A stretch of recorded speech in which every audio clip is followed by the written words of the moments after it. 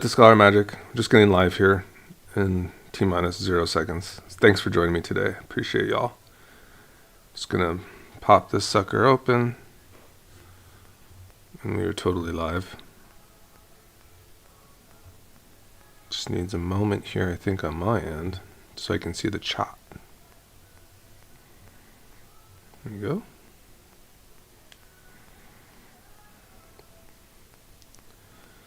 Okay, YouTube app, let's go. Let's try again, reload. Live. Should be live, beautiful. How are you all doing on this fine Friday?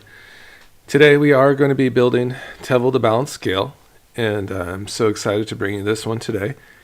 It's a deck we actually have over here. I just wanted to kind of tune it up before we give it away, do the paper deck tech today, and kind of get like maybe kind of just one last look at it and to see, you know, kind of what's making it function, what's keeping the price tag low, what's working, what's not. And I think kind of like the real start is the Titan's Nest angle. So this is like really strong for what we're doing. It's basically like the one or more instance, like you can bring back like 4 things from your graveyard at once and you'd only trigger this and make a zombie. But if you can return, or if you can have one card leave your graveyard at a time, you'll actually create a 2/2 zombie for each instance of one thing leaving your graveyard. And that's why Titan's Nest is so cool. It actually just ramps you and creates zombies at the same time. So there's definitely like a token, like zombie sacrifice angle to this deck where sacrifice is kind of like a big thing. Getting things into your graveyard is a big thing. And just like removing one thing at a time from your graveyard, Titan's Nest is like amazing because you're going to be adding generic mana for each of those instances and creating a 2/2 zombie. So you can just create an army of zombies simply with this card alone. It's like very powerful. There's a couple more cards, you know, a card from graveyard, like Scavenging Ooze. A card from graveyard, so we can kind of type that in. And go to green. Green can do this pretty well. Let's see, Molt Tender can do that to a degree as well. Armored Scrap Shorter can do it like an instance of one at a time. We'll also be pulling back these flashback cards while we're at it. And Dredger's Insight does that to a degree as well, like a one of, right? Malevolent Rumble is just good because it just fills your graveyard. So these are all really solid. But we're really going to want... Regrowth is really cool, but it's also like a $20 card. So, yeah, about that. Scavenging Ooze is like the one because it's like consecutive. You can remove like, you know, 5 cards from your graveyard for 5 green, and then all of a sudden have like 5 2/2 zombies on the battlefield, and maybe even a stronger Scavenging Ooze. So those go hand in hand. What does that Shigeki do?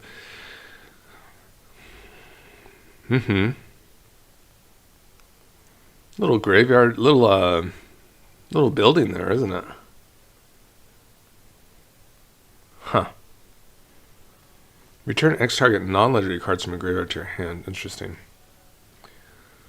So let's see if there's anything more like this Scavenging Ooze Titan's Nest. That's kind of what we're kind of vibing with right now. Cemetery Prowler is kind of continuous. Continuous removal. It's a little pricey though.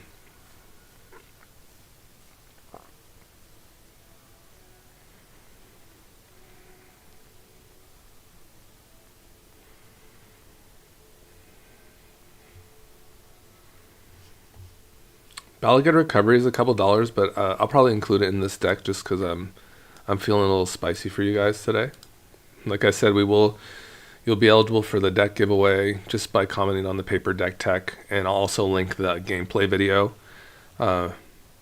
also as well, and then comment on those, and then like in about 2 weeks time we'll give the deck away. So on the live wheel, it'll be exclusive to those videos. So be on the look for that. This is just kind of a little pre advertisement, as you'd say, just to kind of get into the deck one more time.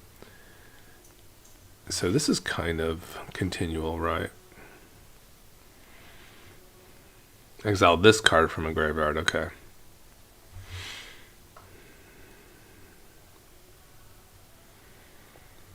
People let the infestation. It's a great like continual like graveyard builder. There's no doubt about it. It's kind of like a Ripples of Undeath type of thing.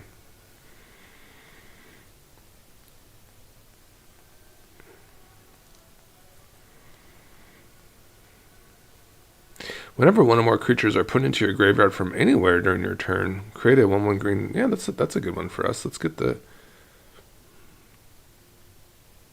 Can I get nice like little token? And we like tokens to sacrifice. So let's get a little sacrifice angle here too, and just kind of keep the. This would be like our sacrifice. This is like our most important part is the Scavenging Ooze Titan's Nest. And I'd assume if we want to do graveyard building, we can just kind of keep that here. And this is just like value. This is like our value pile so far. How do we like Dryad's Revival? It's like kind of like a bargain. Return target card from your graveyard to your hand. It will trigger and you can flashback. I think that's pretty good. The flashback is really strong for this deck. So I think we do like the Dryad's Revival.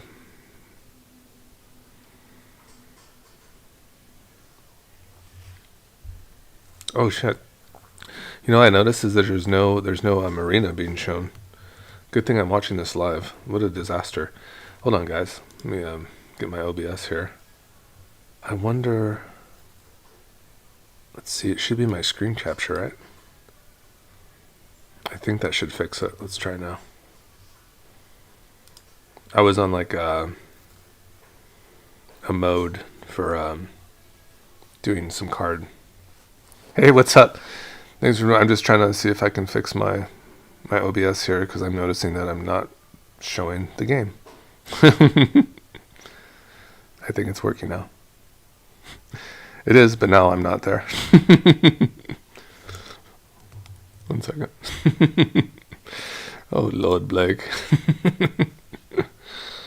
Okay, so I probably should put the webcam there, and then we should be good. Okay, we're operational now. Yay! All right, we're just talking into empty screen, but the deck is gas. And that's why we're live.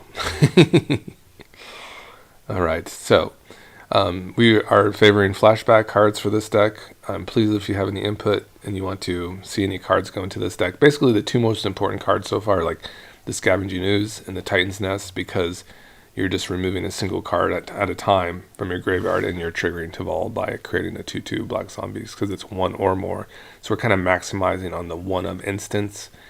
So one time it leaves, then of course we get to make a zombie. And this thing also does very well about building your graveyard and getting lands on the battlefield too. So we just love the flashback cards. Those will trigger it as well. How is this one looking? This one looks pretty cool. But this is like a one of, right? And if you had other ways to put on the counters, it would kind of keep that trend going as well. Gotcha.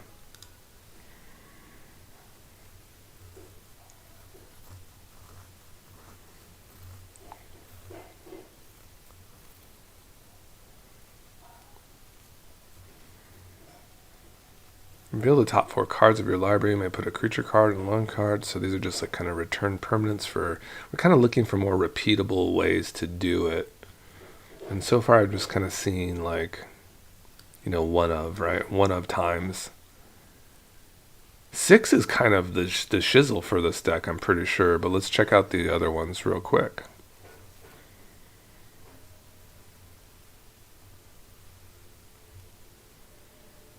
Okay, let's check out 6. I think this card is kind of like one of these other Scavenging Ooze type of cards. Whenever 6 attacks, you mill 3 cards and you may put a land card from among them into your hand. During your turn, non-land permanent cards in your graveyard have retrace. You may cast a card with retrace from a graveyard by discarding a land card in addition to paying its other costs. Okay, that seems fine. It seems like very repeatable. Seems like what we want to do.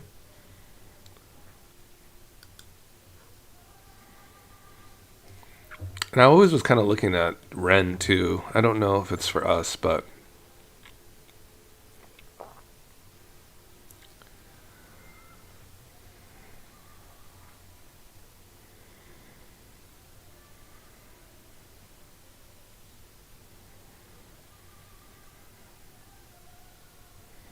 What's the Titania all about?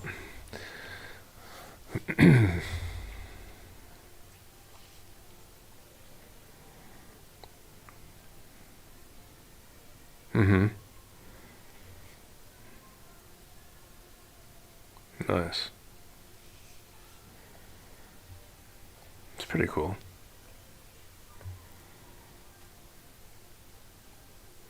Whenever this creature enters or transforms into Tristan, mill 3 cards. Then you can transform. Whenever this creature transforms into Tristan, permanent color, mill 3 cards, then you may exile an elf card. Alright. There's kind of like that repeatable zombie making / ramping.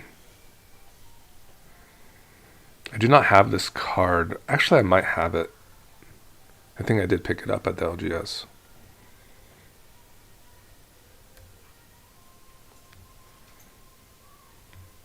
It's nice ramp. I think we like it.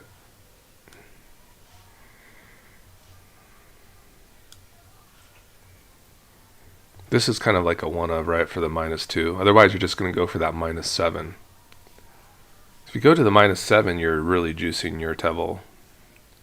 I think I kind of like that, trying to like kind of just, pillow fort the Ren, get it to 7, and then just start triggering Teval with lands from our graveyard and spells, and just kind of getting busy. Just kind of plussing the lands.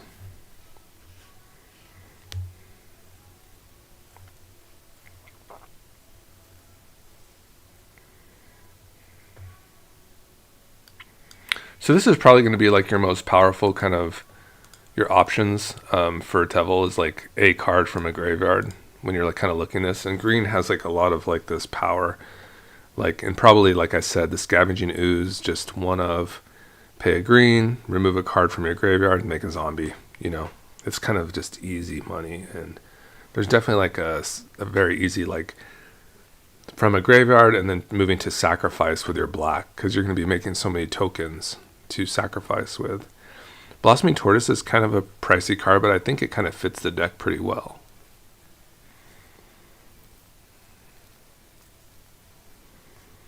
Because it's just like continual like triggering / ramp.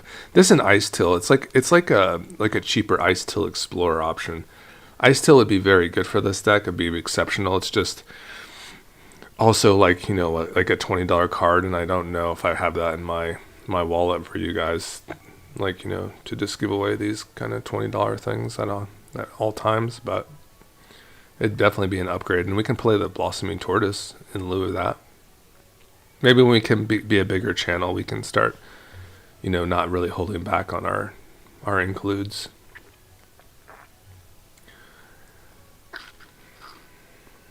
Conduit of Worlds is also one of those really nice ones. And, I don't even know if Blossoming Tortoise is kind of where we're at. Like, I do like it, but it's kind of also clunky. We might just, like, kind of be...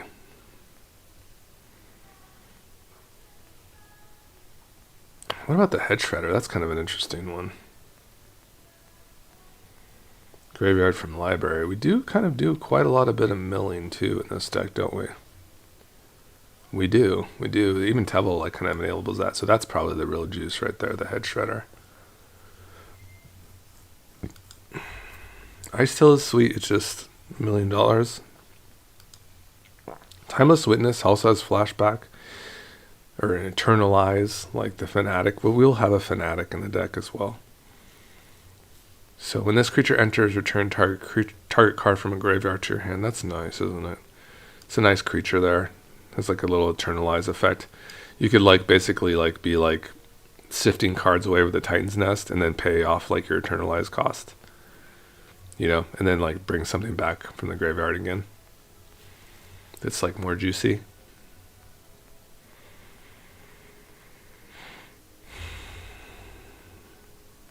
How's the vanilla looking with Fang?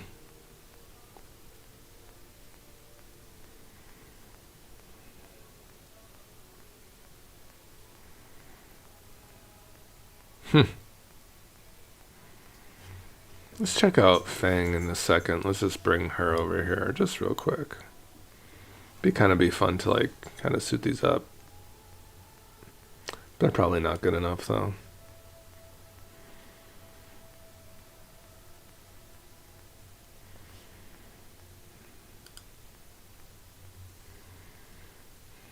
Summon Titan is pretty sweet.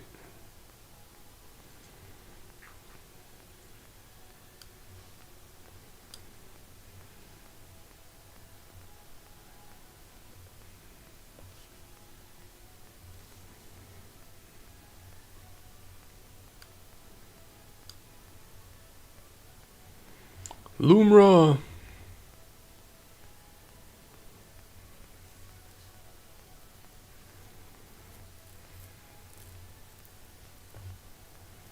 The Quilled Great Worm.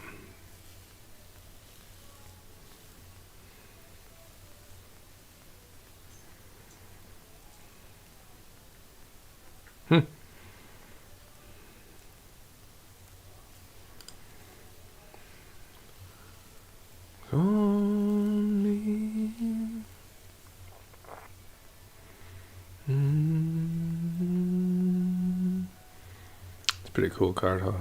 The Virtue.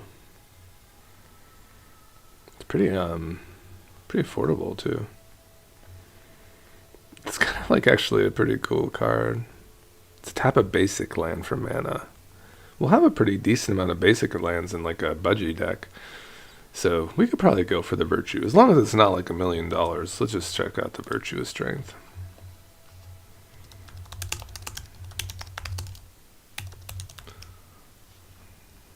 $3.30. That's not that bad.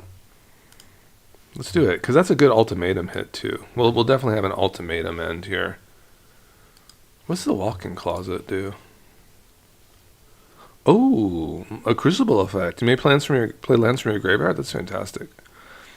Man, there's a lot of good effects like this, you know, guys, that are not that expensive now. You get the Sieges, the Walk-in Closet, the Ramunek Excavator, and then you're just really going ham with your lands from your graveyard.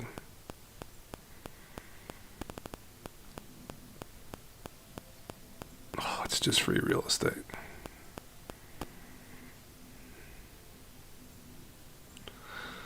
Ooh, bro.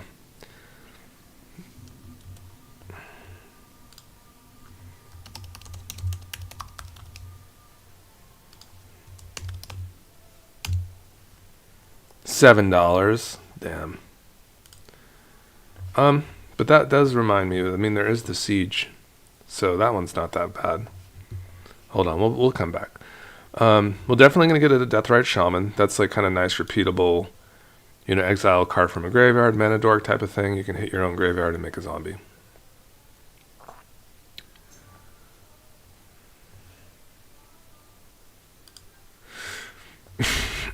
Witherboom Command, probably a nice option, nice little removal option. It's like it's like value. You know, hit something, mill cards, return a land card from graveyard to hand. Good with our commander.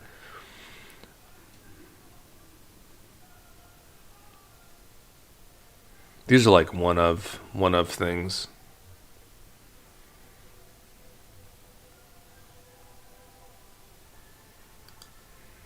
How about Teval? It's pretty good.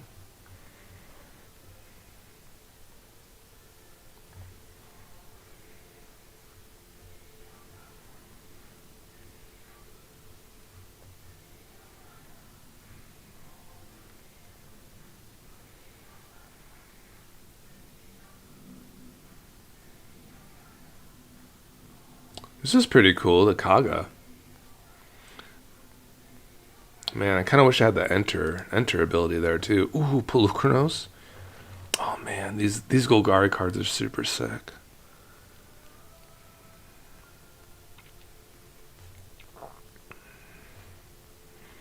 Kind of reminds me of Uro already.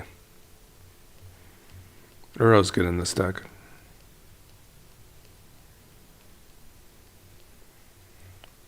So basically the gist is to get a decent number of sacrifice energy, kind of clog up the board with, really parody effects that will kind of remove their things and our things, and then kind of get ahead with tokens and then overrun them with like Crater Hoof and Raise Forerunner abilities.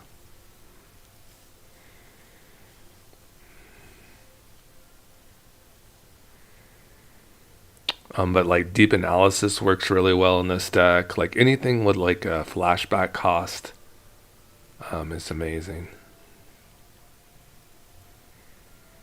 Flashback or Eternalize.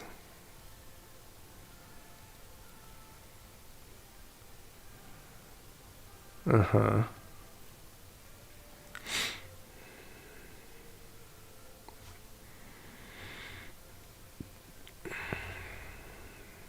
She just busted, huh? This is the Shadow Bows. And this one's probably really good too.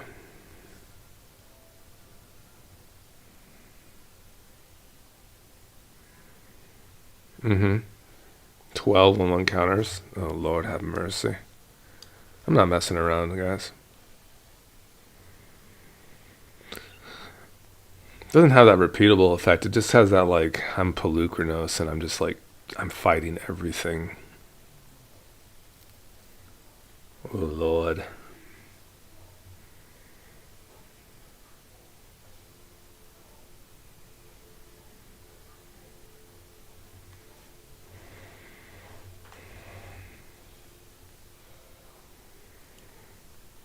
Yeah. Rise of the Witch King seems cool for this deck. Just value.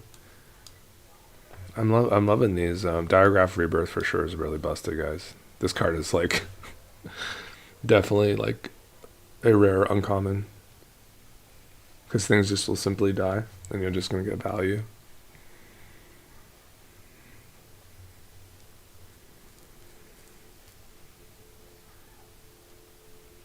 Mm-hmm.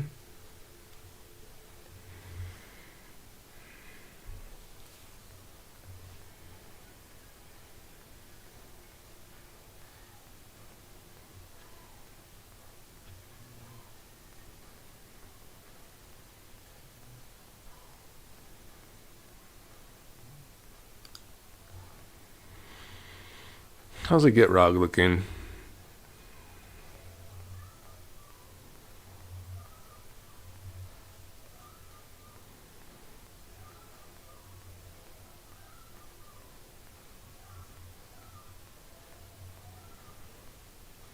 I mean, it's good card advantage.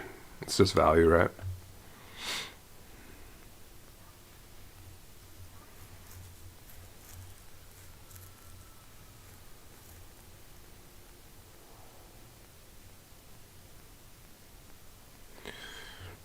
This is an interesting command for us. Create a token as a copy of target elf. Don't care about that. Return 1 or 2 target permanent cards from your graveyard to your hand. Destroy target creature enchantment. Creatures target player controls get 3/3. It's kind of what we're doing. We're kind of doing like overrun effects.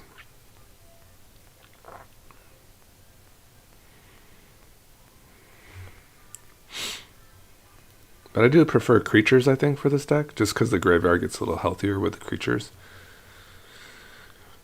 Might be bringing them back.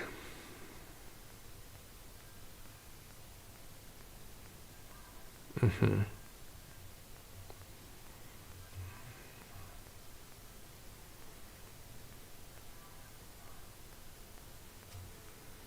Sticky Fingers? So Cottage is good, right? Because it will exile.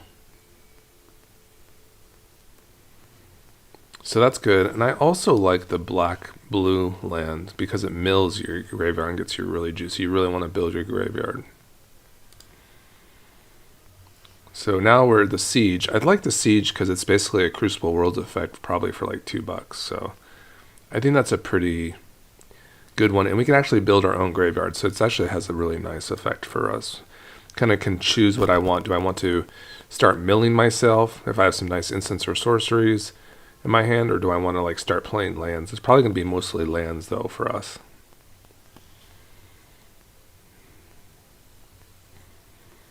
It's kind of interesting if we were running snow, but snow is expensive.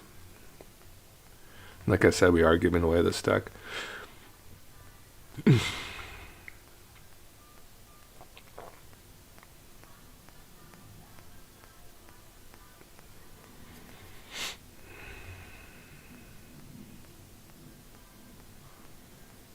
Hmm.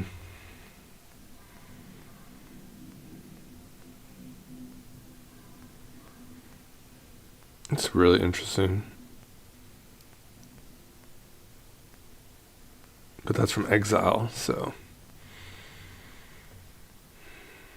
Slogurk. Is Slogurk really gas here too?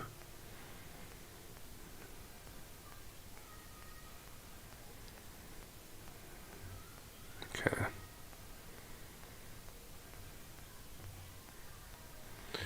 Whenever a land card is put into your graveyard from anywhere, put a 1/1 counter on Slogurk. When Slogurk leaves the battlefield, return up to 3 land cards from a graveyard to the battlefield. Insane, huh? I mean, it's gonna get big.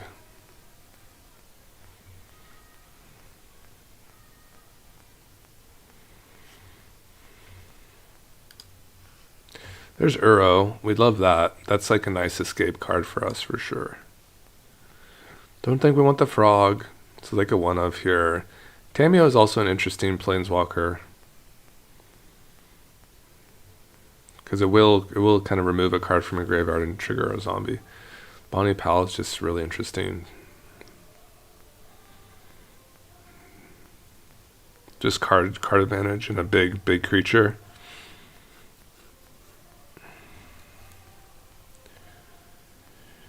I mean, whenever you attack, it's pretty good.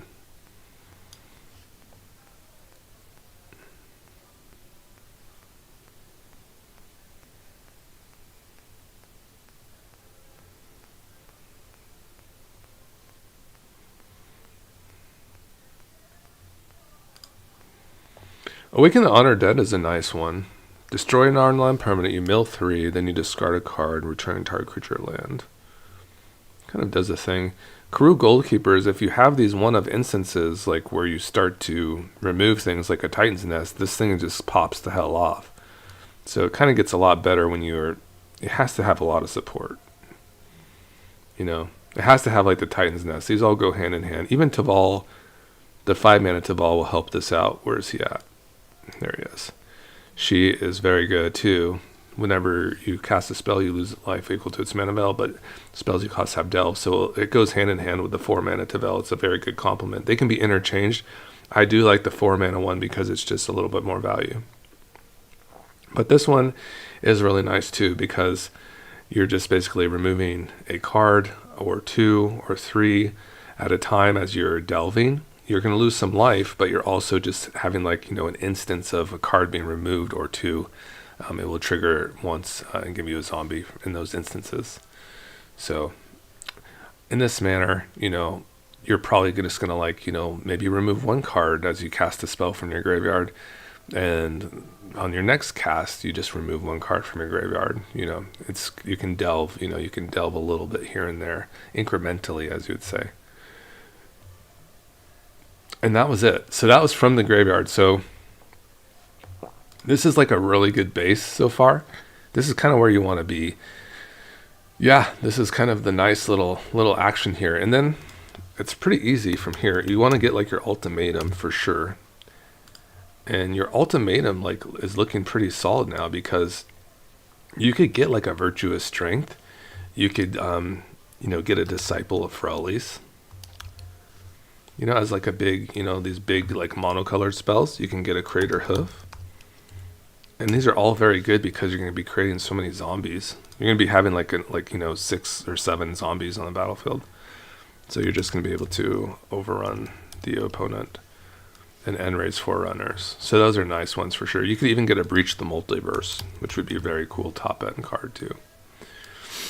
And then you're going to want Sacrifice, like just the slew of the who's who of Sacrifice, because you're going to be, like I said, making so many zombies that it's going to be really in your best interest to kind of have those repeatable sacrifice effects. Probably the best one that we know of is the Priestess of Forgotten Gods. But Chthonian Nightmare is really good for this deck, and we'll get back to that in a second. But let's get our Priestess here. She's just going to be like fabulous for our sacrifice. We can just put her amongst these lands. Sacrifice 2 of the zombies. Our opponents are going to be targeted. They're each going to have to sacrifice. We're going to ramp. We're going to draw. So that's really fantastic for us. We also like Deadly Dispute in this deck for sure. Diabolic Intent is a little bit more pricey, on the pricey side, but it would be very nice. Emperor Bones is that repeatable, going to combat. I remove a card from my graveyard, I make another zombie. I can just do this over and over. I can also hit my opponent's graveyard, so you have a nice little graveyard hate built in. Deathrite Shaman, Scavenging Ooze. It's good for you, and it's against your opponents. It could be used against your opponents, which is really nice. So those are really nice in general. Chthonian Nightmare is really strong for like when you're playing like this kind of action. Accursed Marauder and Playcrafter effects are really good. Basically enter the battlefield, sacrifice. Really strong. So let's go ahead and pick up our Playcrafter now. And then basically good creatures that are going to do the thing. You do want like a free sacrifice outlet, so like Umbral Caller Zealot is really good. What really inflated this deck last time was the Yawgmoth, and it was like, it's like a $40 card, and it's like, what the hell, man? Like, the deck was kind of chill, and then all of a sudden, like, that thing was like showing its face. So it was like not as good to have that. But it honestly was kind of necessary. That's the thing, is that you need like kind of like a sacrifice outlet. There's something that's going to like sacrifice your things over and over again and get value, right? So it's kind of necessary. Oh, Woe Strider does this though. It's a nice free sacrifice outlet, and it's not going to like break your bank. So there's that. I mean, making so many tokens, the Mirkwood Bats gets kind of appetizing too. I'll be honest. You can just OTK the table with the Kern, your Keru Goldkeeper too. Ruthless Technomancer is also kind of an interesting one, isn't it? I mean, it is interesting. There's some really weird Garuda loops with this thing. Can get really nasty, guys. Rankle is like a really cool sacrifice outlet. It's good flyer with Teval. Can like kind of just get some damage in. So yeah, definitely need like a Yawgmoth, I think. And I was planning on putting it in for the deck, so let's just bite the bullet and just really tease that one. So I love you guys, you know that, right? You're gonna get a Yawg for this one for sure. I stand by my woods. I need Foggy Swamp Visions. It's like the new. Oh, I already put it in, of course. I've actually liked Coiling Rebirth too. And we'll put in a Reanimate just because, like I said, I love you guys. I think the deck is pretty much done. This is pretty much it. You needed to sacrifice the things. You can get like the flashback cards. Eternalize. We'll start there because of the Fanatic of Ronas, which is going in for sure. Yeah. And then flashback. And then we'll do our add mana cards. And it does not have to be green. Snapcaster Mage is interesting. There's Deep Analysis. It's just really easy to draw 2 cards for 2 mana. It's not really that big of a deal. Lier is interesting here for sure. Turn the Earth, I don't think so.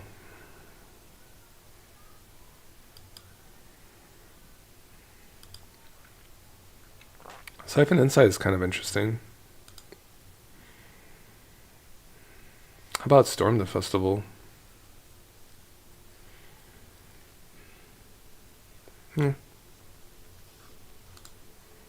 About this one.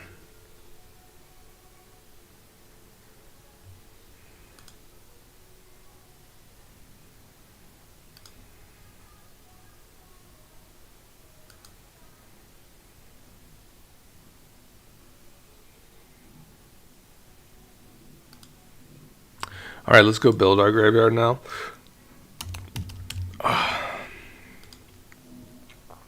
Okay, Stitcher Supplier for Shizzle. For Shizzle my Nizzle. We definitely want like the Ripples. Put in the ripples for you guys. The undead butler. And 9 vermin might be sick.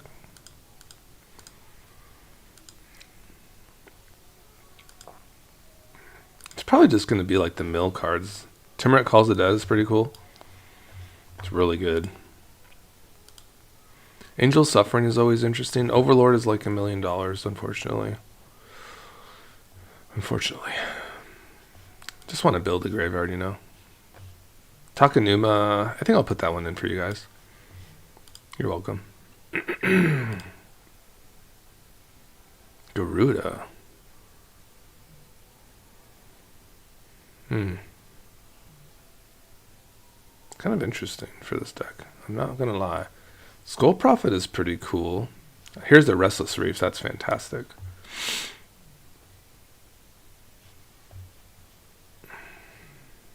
I think I like the Skull Prophet.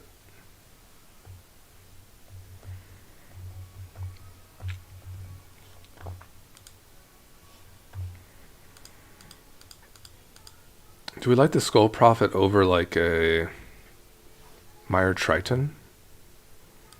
I think so. Because I get a little rampage. We love ramp.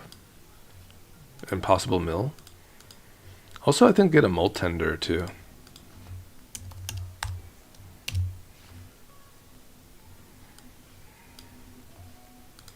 And let's get like get the 9 vermin too. Or a Fester Leech.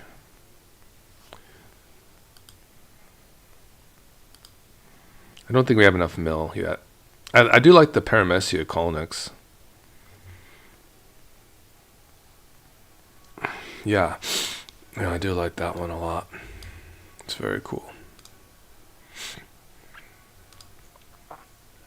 This is new from the Turtles. It's like an undead butler, but it won't return to hand, but it still leaves the graveyard. So we love it. Do we want a Tiny Bones? Joins up.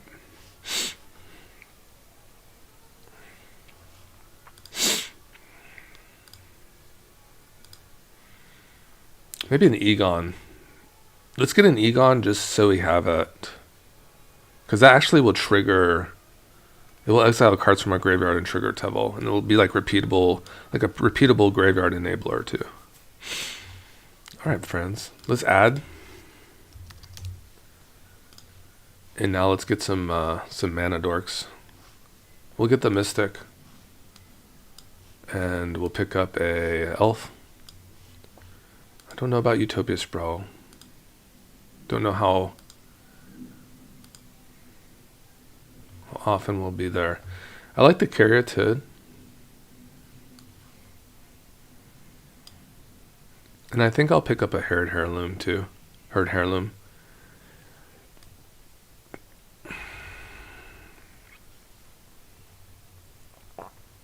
Okay. Pretty happy, guys? This is the deck. Let's present the deck so we can do our... Well, we want to make our mana. We have to build our mana base. So budget mana base for Sultai is going to be some search lands. And Teval does like those sacrifice lands, so let's pick up our colors. So we want to... Some choices. Plains Island is good. Mountain Forest Plains will not be our colors. Swamp Island is good. Island Swamp is good. Swamp Forest is good. You may have to read these cards too when you have them in your opener, so you have the right mana. They're kind of sneaky. They don't get all your colors right, so you have to be kind of careful about that. And are we going to put any of the fetch lands in there? I think at the very least we'll get a Fabled Passage in there for you guys.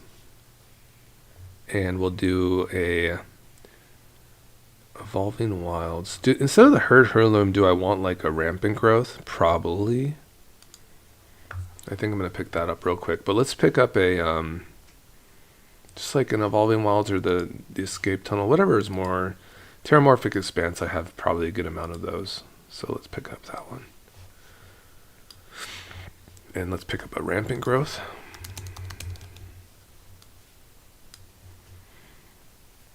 Okay. Let's do now add. And let's pick up our kind of budget base here. Jawari, sure. Let's get a little interaction with the land. Love to see it. Sync is really cool, but also a little on the pricey side. I think I do have this sync kind of lying around, so we'll give you guys a sync of Stupor into the tech giveaway as well. So we're going to probably hit about $200. Bajuka Bog. It's pretty nice because I like Castle a lot. Tower is really good. That'd be an upgrade for sure. Malika Rebirth would be an upgrade. Fell over the Profane. It's kind of a pricey one, but I think I've been kind of collecting those for the deck techs as well. Hagramaulin is not as good. Agadim is really good for this deck, also like $20-30. So Yawgmoth was the big pull. It kind of made the deck glue together, as you'd say. Shifting Woodland is kind of interesting here. Xenarcan is always kind of interesting. Tingle Florahedron is a nice little kind of ramp land option. Just like it. Bridgeworks Battle is a nice free real estate. Turn Timber is kind of a nice $3 mythic, isn't it? I think I like that one a lot. Creeping Tar Pit. Kind of love like these dual lands that are man lands. They're just really nice. Do we want temples? Probably not. Probably don't want those. But you will want life lands. I mean, those are just so like the pain lands, I mean, that will cost you a life. So let's find those. Let's see. Is it damage? Is it damage lands? Sorry. There you go. Underground River, Lanoir Wastes. So like really easy. Like they just do a damage to you, but they just fix your mana so well, and they're dirt cheap. Not so hot on the fast lands, guys. I think we did find out that they are like kind of differently priced, like 2 or more other lands. So we can kind of queue them up and then trim them when we're in the Mox field in about a moment. So just do 2 or more. And you get the Shipwreck Marsh. I think the Darkslick Shores, you get those too, the 2 or fewer, but they're just not as good. But it kind of just gets the deck done.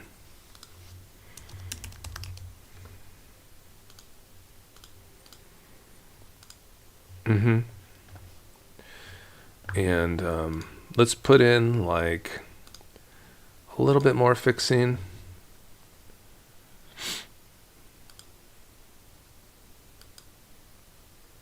Could do a temple. Waterlog Teaching is kind of fun.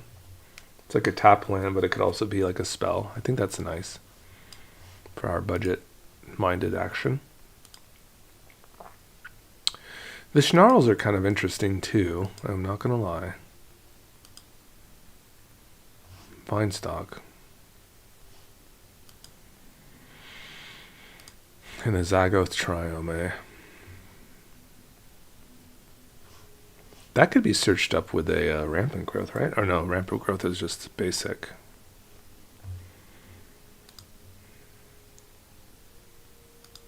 Yeah, I don't really want the temples. I don't want too many tap lands. Prefer not.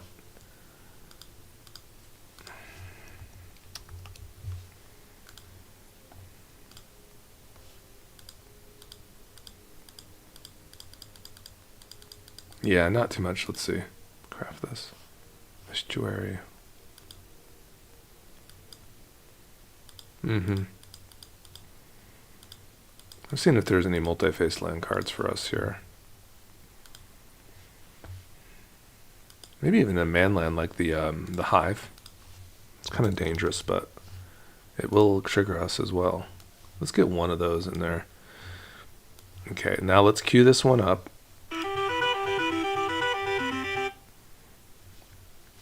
Yep. Now this one will be around here, and we'll put it into, let's see here.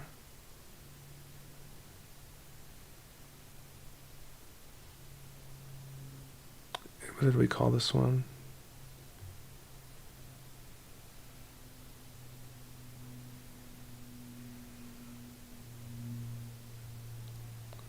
Let's see here. Scale Brewing. There we go. Okay. I want to export.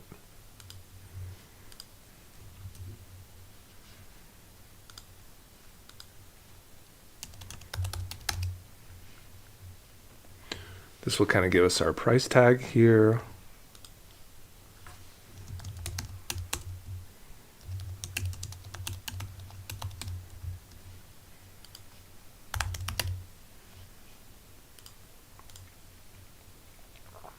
Beautiful. All right, and then we'll do a bulk edit here.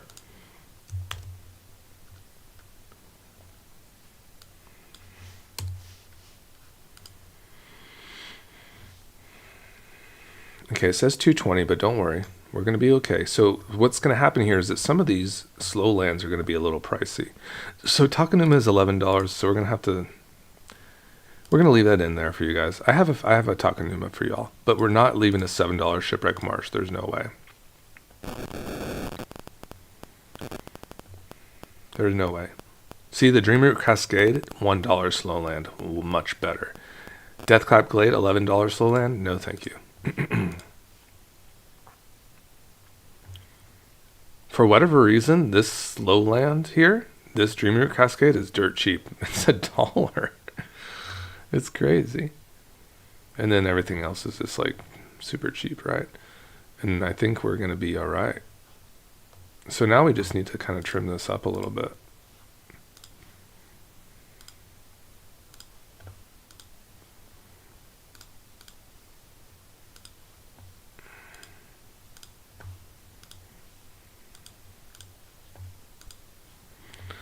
And then we're going to go update. How many lands that leave us? 42. That's nice.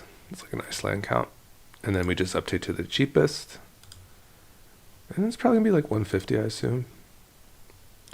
173. So that's kind of like a nice little giveaway for us today, isn't it, guys? Like I said, I'm going to do a paper deck tech for this today. Probably going to be able to do it because I think I have all these cards. I think I have them all assembled. I think I do have a Virtue kind of sitting around here somewhere. Yep, I think we got all the action here. I think we're ready to rock and roll. You guys ready? All right, so what we'll do is we now export this back.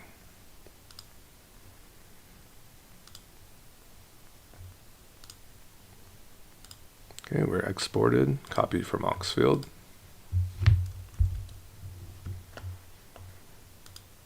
Import.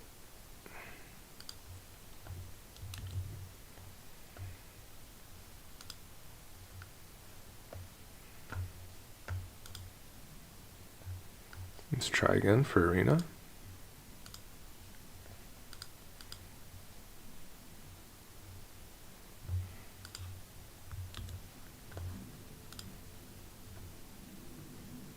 Beautiful. What's up, everybody? Blake the Scholar Magic, and today I have made for you a $173 deck, and this will be given away. We'll use this video, the long form video that we're making from the live, and that will be included in the giveaway. And we'll also do a paper deck tech, I guess tomorrow then, because we'll wait for this one to, actually I'll do the paper deck tech today, and then I'll post the gameplay video tomorrow because it'll take a day to render this. And then those two videos, make your comments be known, and then about 2 weeks we'll just give away the deck from those comments. So we'll do like a one after the other. This is a very deck I'm very much proud of. It's a really nice graveyard deck. It's gonna be like kind of like a combo like deck. It's gonna play like that, especially with cards like Titan's Nest. So this card in particular will let you trigger Teval one time. Each time a card is removed from a graveyard, which Titan Nest does, Teval will actually create a zombie. So not only will you be ramping with this card each time you remove a card from your graveyard, you'll actually be creating a zombie with Teval in the battlefield. So it's just like a really nice like interchange between those two. One of my favorite things to do is like basically like swing with, you know, like one of our really sweet man lands. So for instance, where is it, you say? Well, I'm even leaving in the Takanuma for you guys. But it's here somewhere. It is multicolored. It's the Restless Reef. If you swing with this, you're gonna like fill up your graveyard, you know, with 4 cards. Teval's also gonna be filling up your graveyard each time it attacks with 3 cards. So that's like a 7 mill swing. It's like a lot of milling going on. And then all of a sudden you're getting into your flashback cards like Deep Analysis, and you're just like comboing off and you're making zombies. It's like blah blah. The zombies are gonna be like just out full force. And that kind of leads us to our win con, which is Crater Hoof effects and end raise forerunners. All right, guys. So that's pretty much it. This is the deck, the Teval deck, Teval the Balanced Scale. So let's play a couple games here. Get right into it. Turn it up a little bit.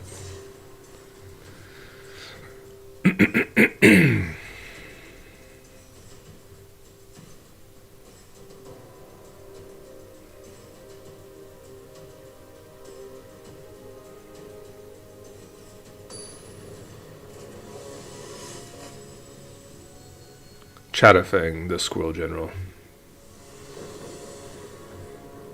Okay, we go first with not a terrible hand, actually. The Malevolent Rumble is really cool.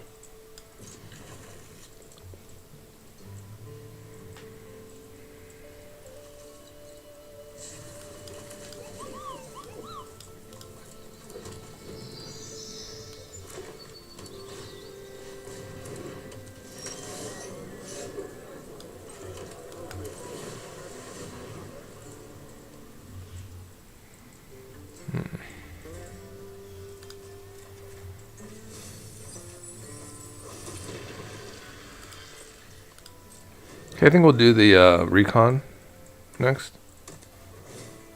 I don't have any other lands in there, though.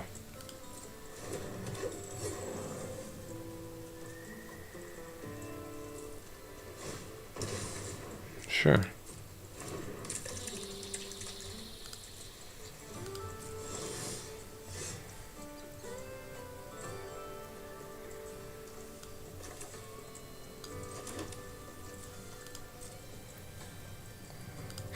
Not the best look for castle. Might take it out for a swamp.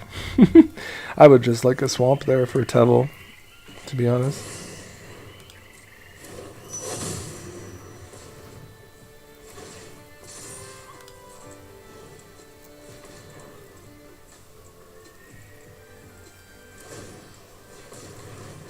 Okay.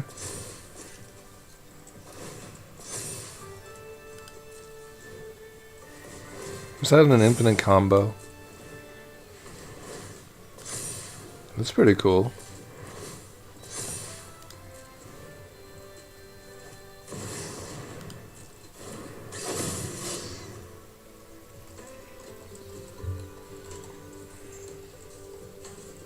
When did this card come out?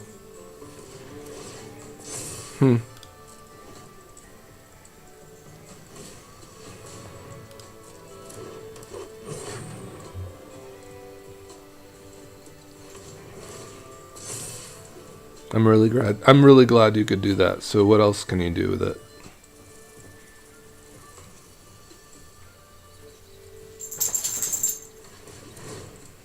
Yeah.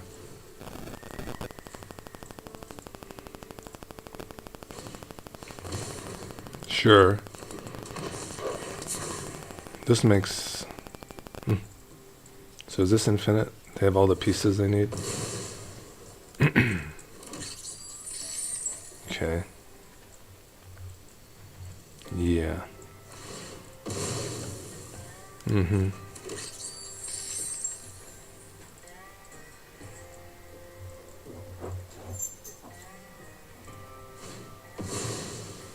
That's good. That's good. Yep. That was cool. Probably wouldn't have mattered anyways if I had that untapped or not. They just popped off with some shenanigans. Yeah, I don't really like the tap lands. They're not my favorite, guys. Hive, castle, probably just need to be swamps. Okay.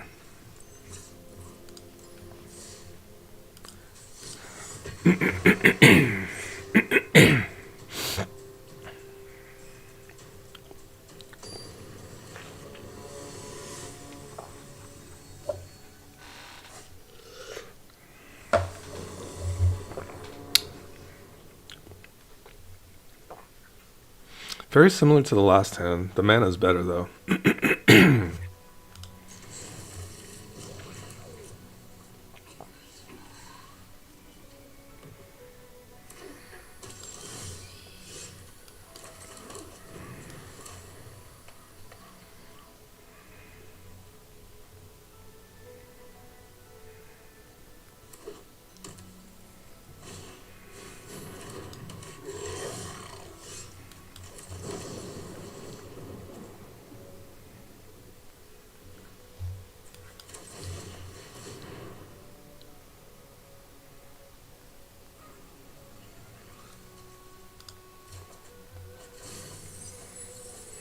That was a nice one for us.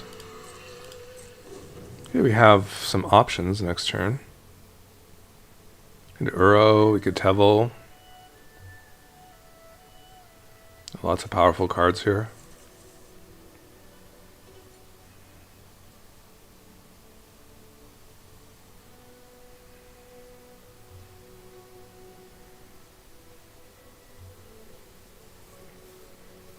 What up, man? What up, everybody? Welcome to the show. Just getting underway with some gameplay here, and very excited for this one. Teval the Balanced Scale is a 4/4 for 4 mana, flying. Whenever Teval attacks, mill 3 cards. Then you may return a land card from your graveyard to the battlefield tap. Whenever one or more cards leave your graveyard, create a 2/2 black zombie druid creature token. Okay, are they stuck on lands here, or what are we doing? Oh. Kind of hate to see this. They're just timed out. They gave up. I like Reanimate too, it's so good.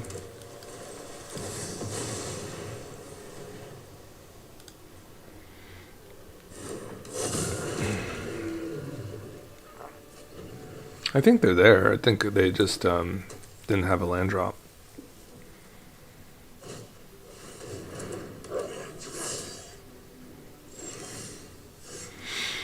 So,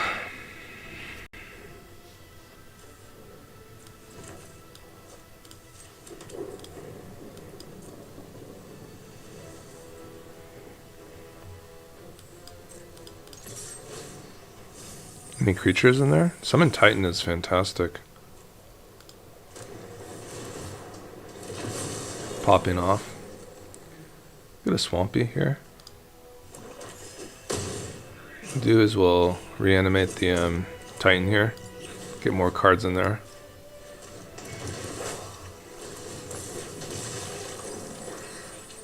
Milling 5. They're over it. I would be too. That was a lot of value. We're about to pop the hell off, huh? Yeah. Esper Origins was super good. I was going to do that as well. That'd be another Surveil too. Get that in our graveyard. Yeah. Better than the first game. Jeez. Man. That Chatterfang opponent really popped, huh?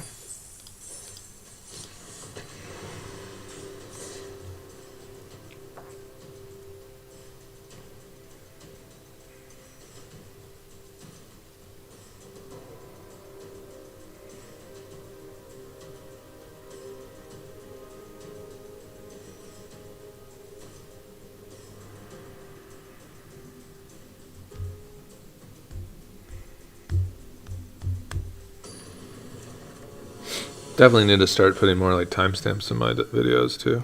I was doing really well when we were kind of taking our time with it. So I'll make sure I do that for this one. Free mulligan. Yeah, I mean, just having the Malevolent Rumble, like, each time in our hand is, like, really strong.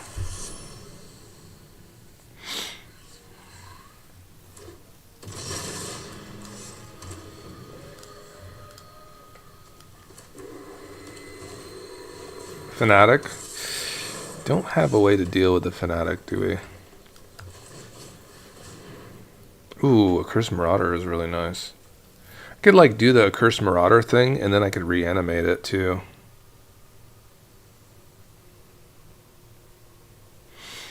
What are we doing next turn?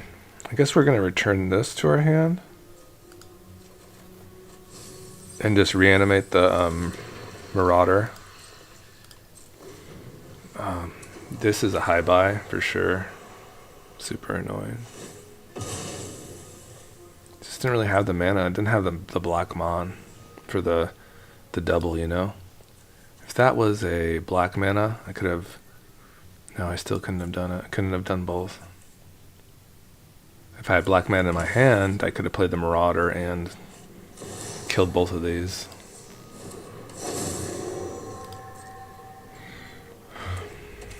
One of them has to die. I mean, there's no doubt about it.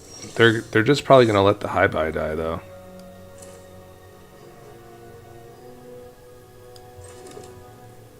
So, should we do a Stitcher Supplier first? Maybe. What do we get? What can we get that really kind of reaches parity here? I guess we just see what happens.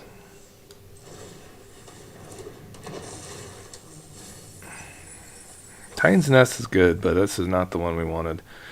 We had to interact with them, so...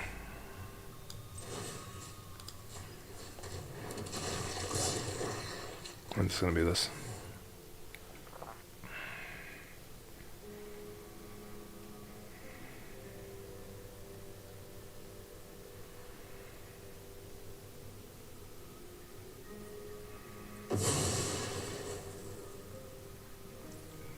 Should we convert this into a mana dork?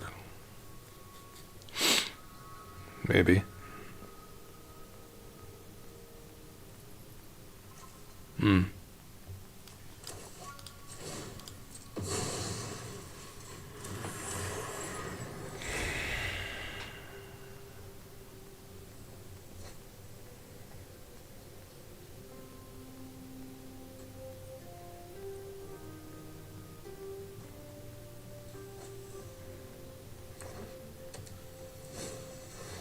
They seem very much in control, don't they?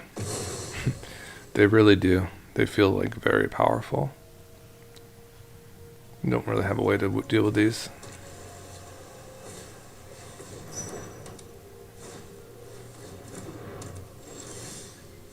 I like Fel the Profane, though.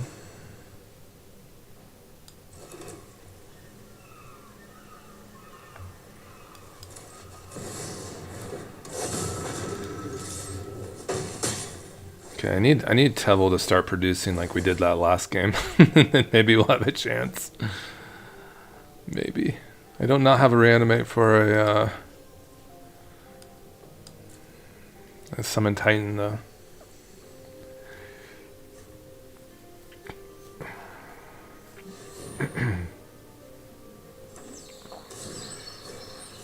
No.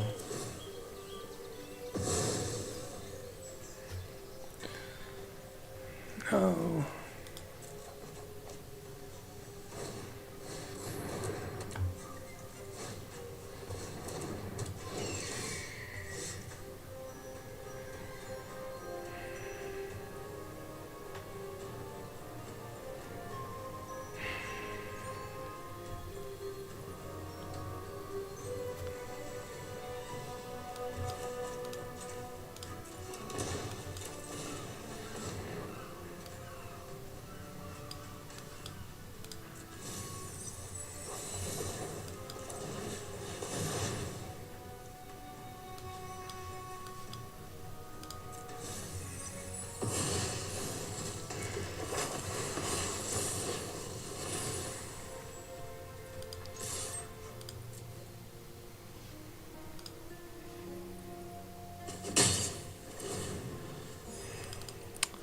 Hi bye. Shrines. Gross. That's so many cards. So much mana. What do I get on chapter 2? A little mana ramp? I need a Crater Hoof. A Crater Hoof could just win me the game. Enraged Forerunners, Crater Hoof.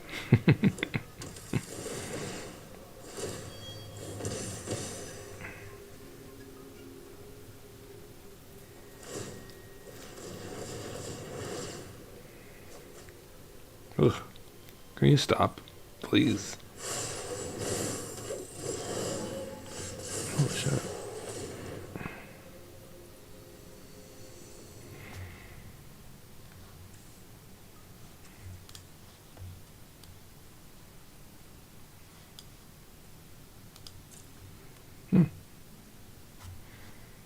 I think we're gonna do that, right?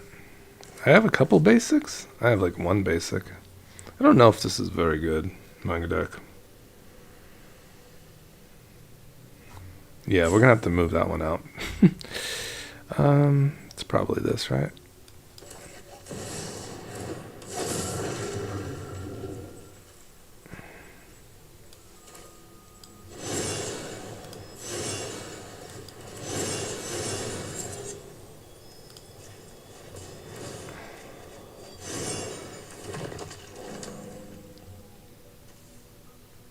Dang, this is like an overrun effect itself.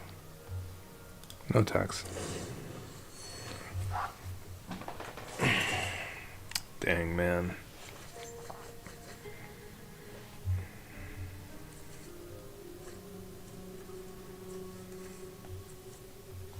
Let me look through my little tech here to see what we're gonna replace that with.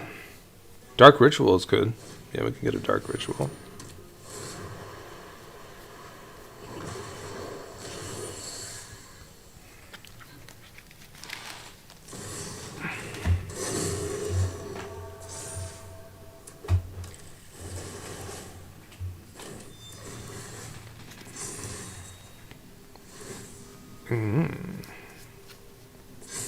Yeah, Dark Ritual for sure. Rex Sage is good. Flare of Malice? Dark Ritual, Flare of Malice.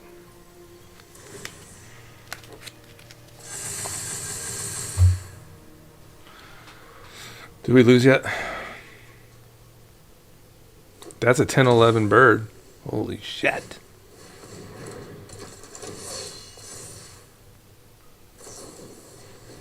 You dirty dog, what you did there.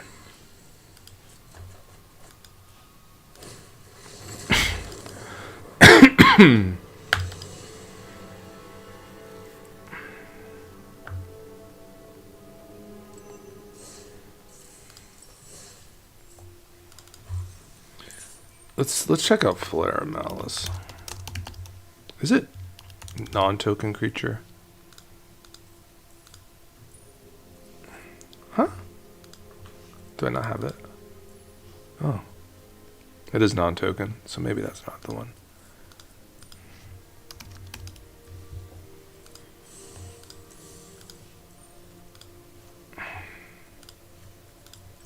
Alright, let's go.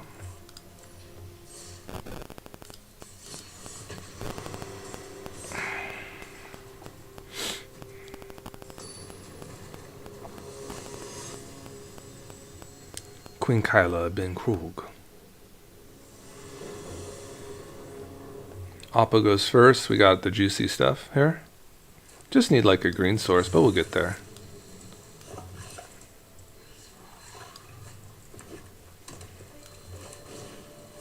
Mako. This has been glue to our 100. The Rumble.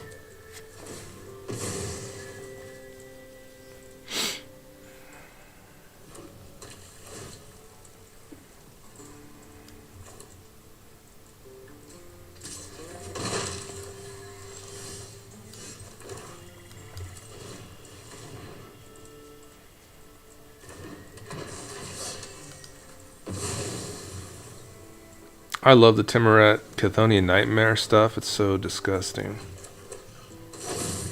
Don't even need Teval for this game. Just gonna kill all of their stuff.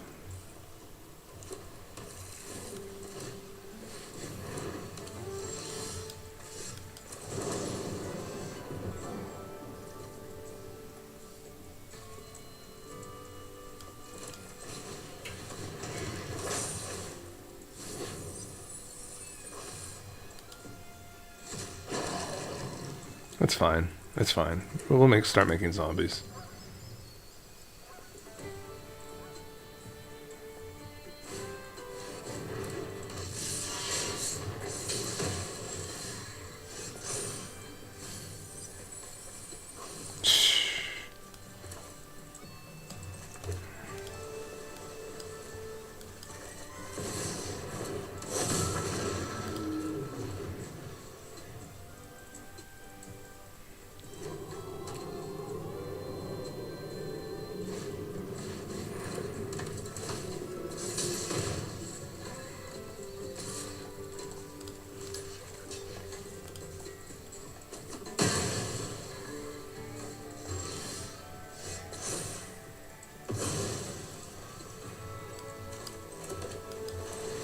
This actually doesn't return a card from your graveyard, which is kind of funny. But I guess I'll return this.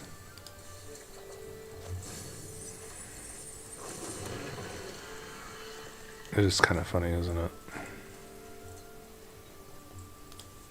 Can I Chthonian anything? I can.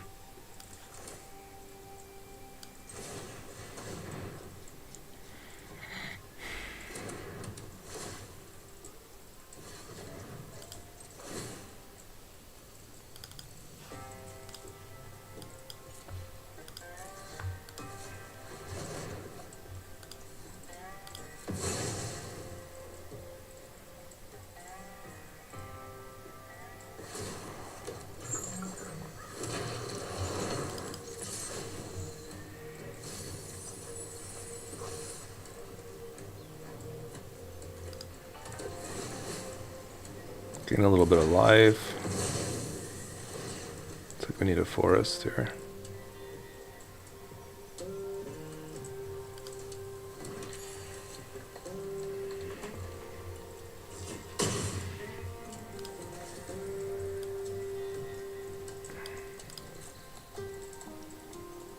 Can get back the Enria's Forerunners next turn too, with our little handy dandy Chthonian Nightmare.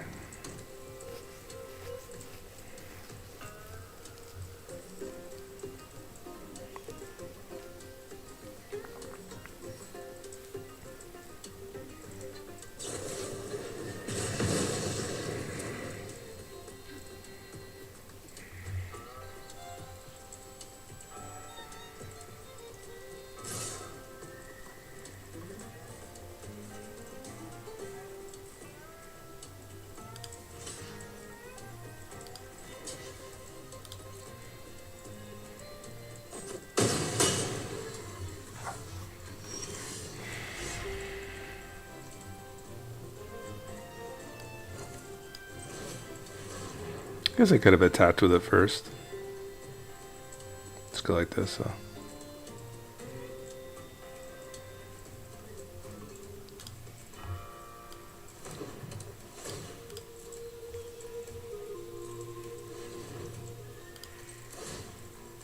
Actually, let's swing first.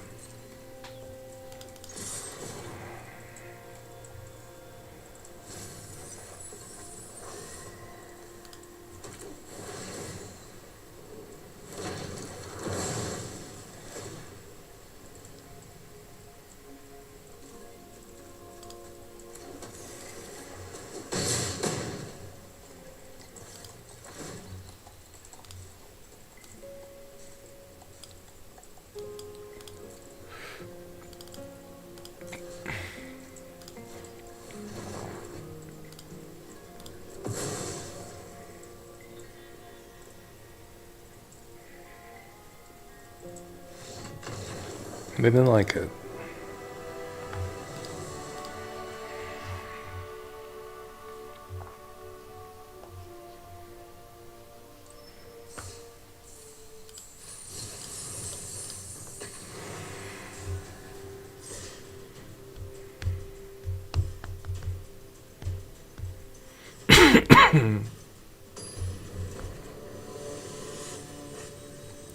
you.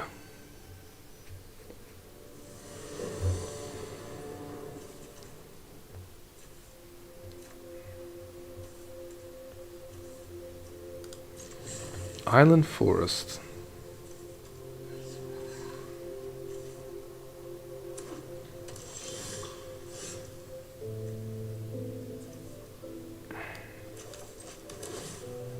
Can find an island. This will find our swamp.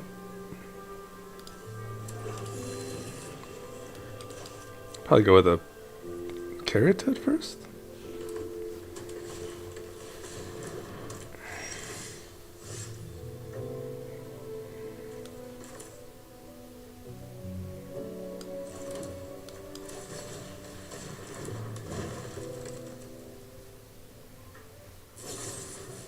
Push. Okay.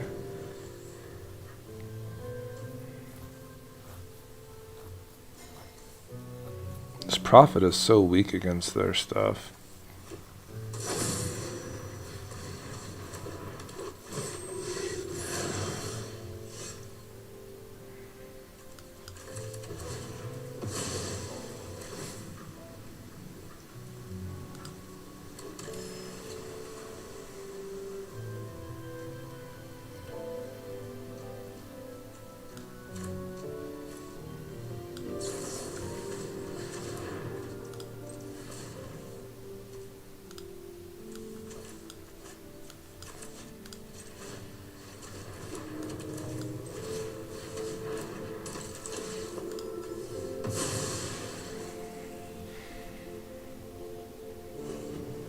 Maybe we'll deadly dispute this, I'm not sure.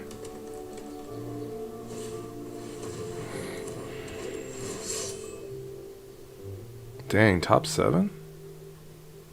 That's crazy.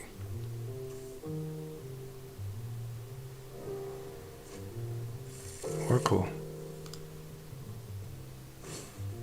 Druid. Okay.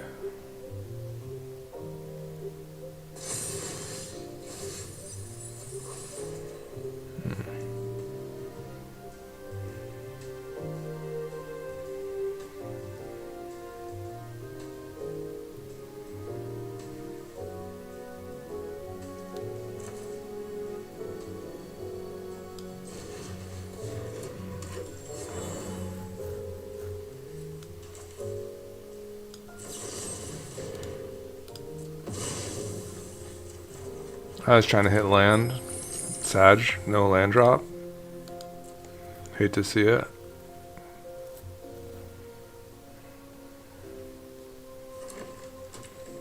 Here she comes. Goodbye, elf. Just kind of threw it out there to die.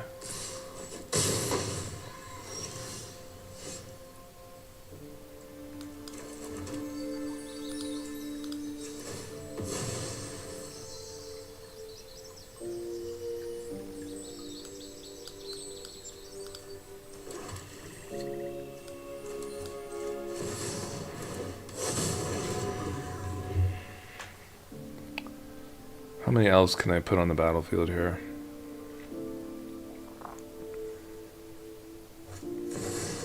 What? Huh. That's pretty good.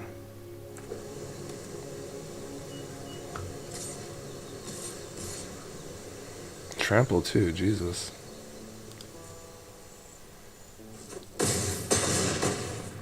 Why is it so strong?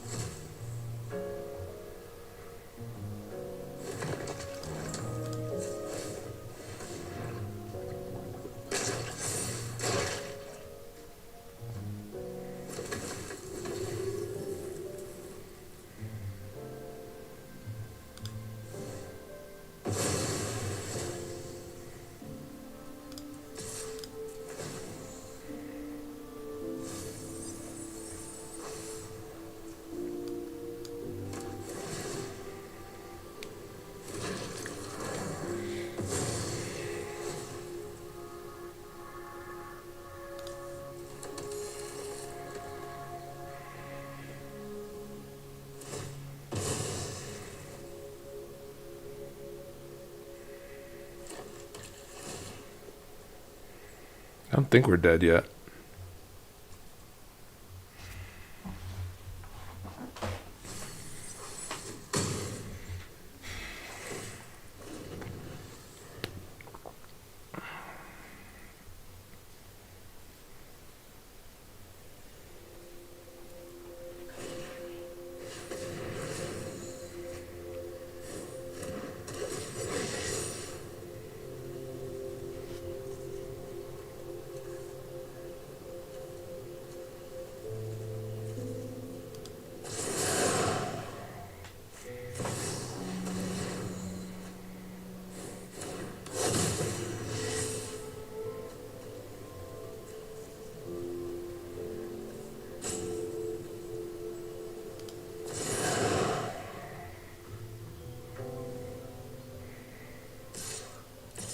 First strike? Dang. This has first strike too. I gotta put them all under the bus, right, to not die. This is fine. Maybe. Like this.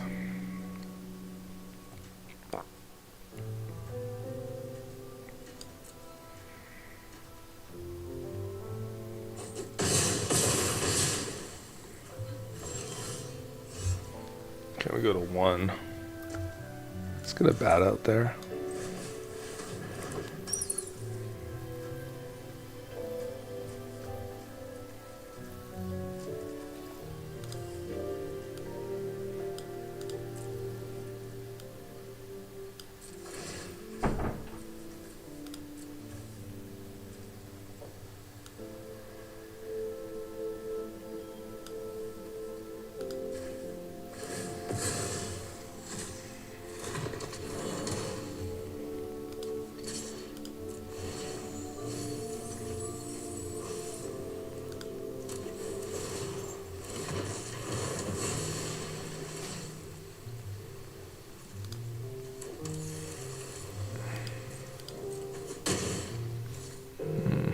Didn't make it there, huh?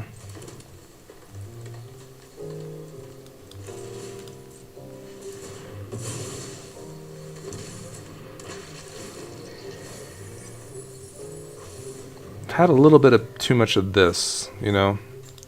A little too much of like graveyard building with nothing really happening with it. Probably need more like sacrifice effects to like hit the board a little better. I think a fleshbag marauder would be fine. Probably something like that. Probably the worst one is the this one, the Colnex.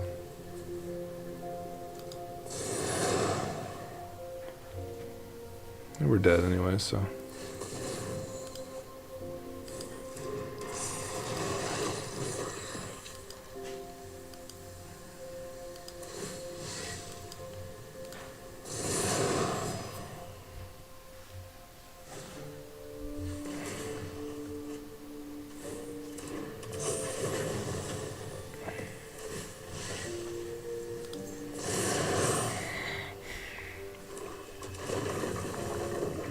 I don't know. Some people just like to kind of like dilly-dally. It's just like, you have lethal, bro. Like, you could just swing like one of those guys.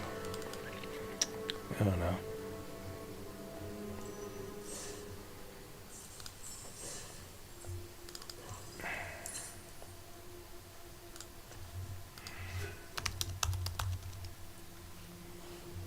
Even like a Renko would be very good. Get both.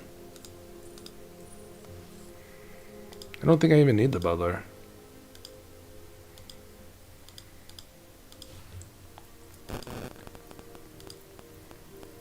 Butler is cool, but I don't even think I need it.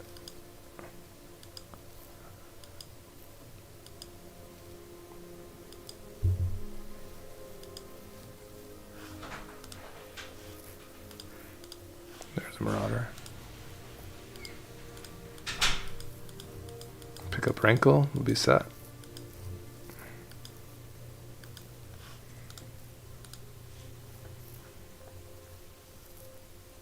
Egon is cool, just like very mana efficient.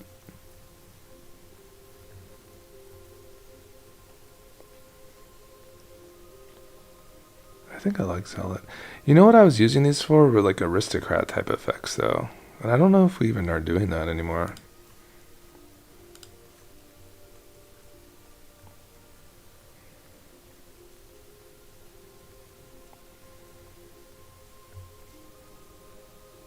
I feel like adding a bop or something.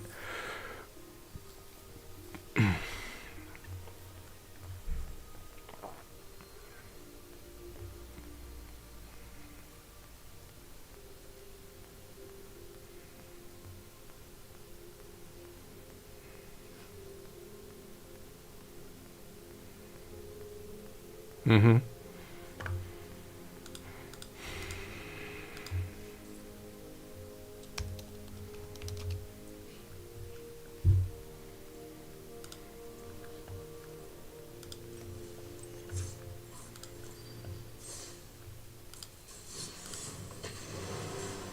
Just add a little bit more like removal / maybe get something cool in the graveyard, reanimate it. Our removal was a little bit light, so we added Marauder, Rankle, Bitter Triumph.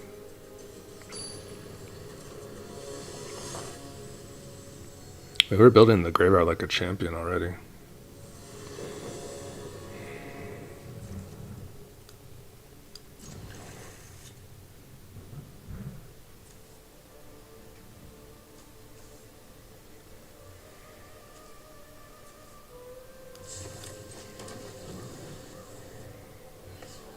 Rippos.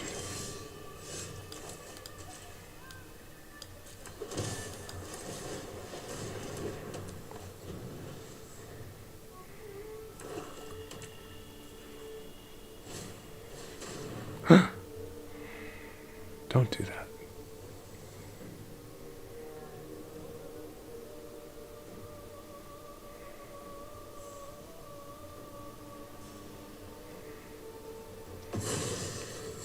They took away my crucible effect. Sure.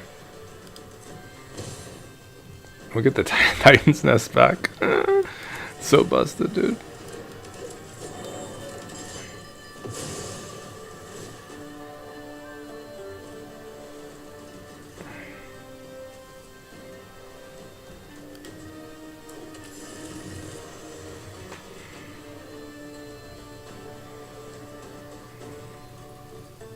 Have you guys ever seen a Titan's Nest go off with Teval? Because it's really crazy.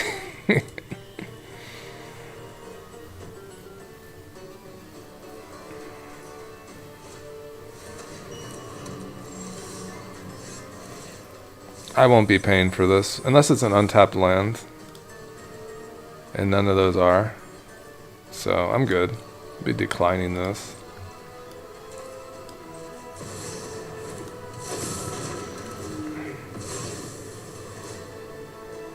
Try getting another green source.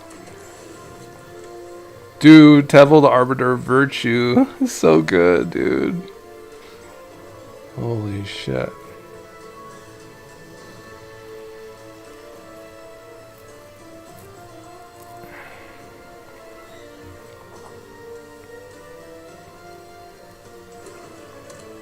If it dies, it could be in trouble, right? Yeah, I'll pay 1 to get the forest back.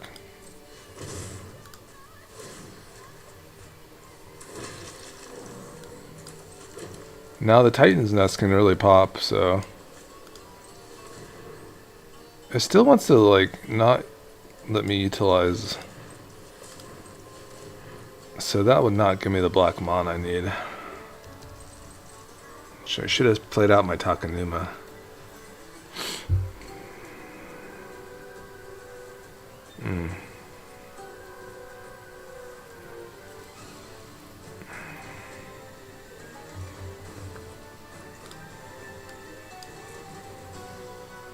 Still do it? Probably.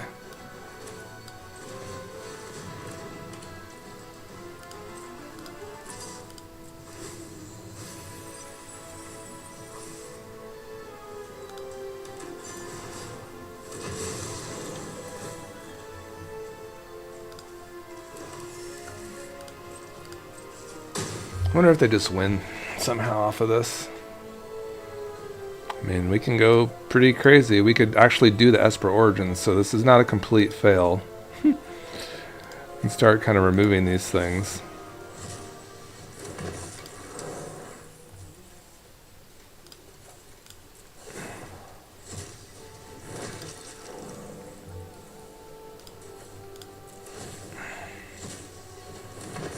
Comes the Esper Origins.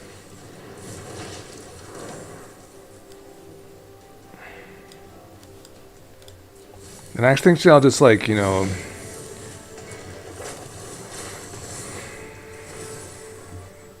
just kind of, like, you know, do the thing. Just get lethal on board. It's just gonna give me, like, all the zombies here.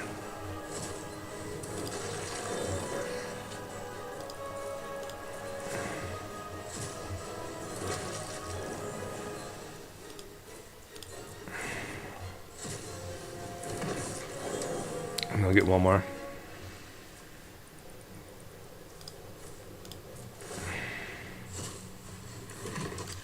Okay, so we have 11 2/2 zombies.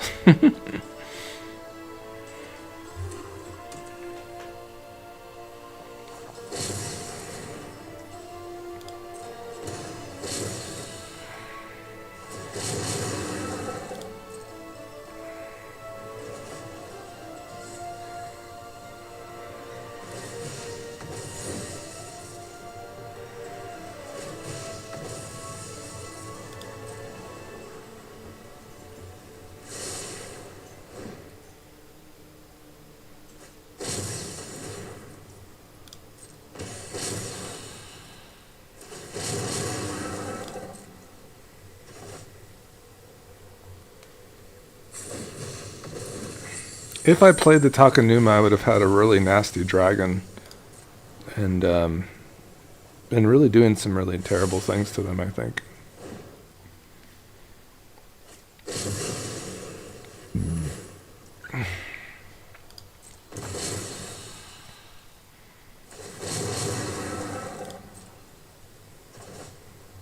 Is this a free cast? Be cool if it was. Skeletons. Deep Mines, good game. Okay.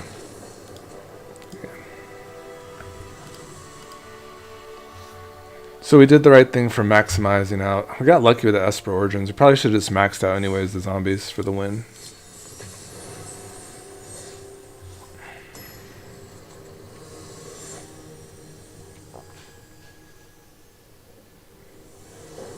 I think I'll move my camera up a little more. That's why I kind of love doing these lives, so I can kind of see what I look like here.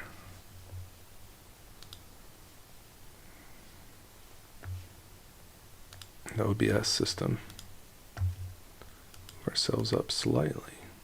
Oh, the webcam. There you go.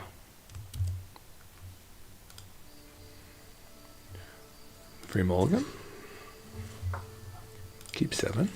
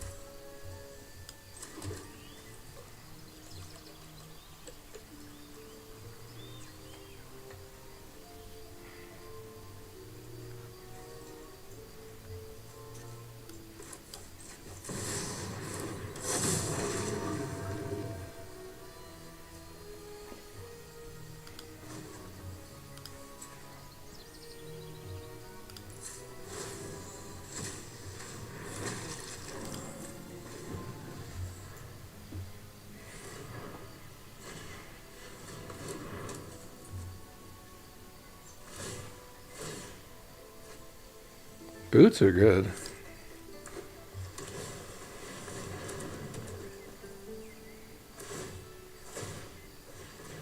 Nice. They're popping. So.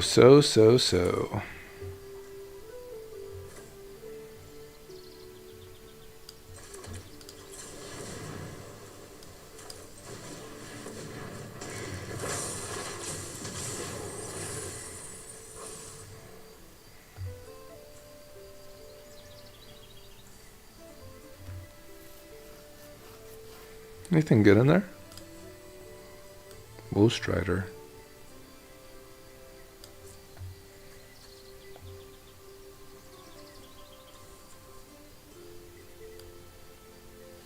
Should be arrow? No.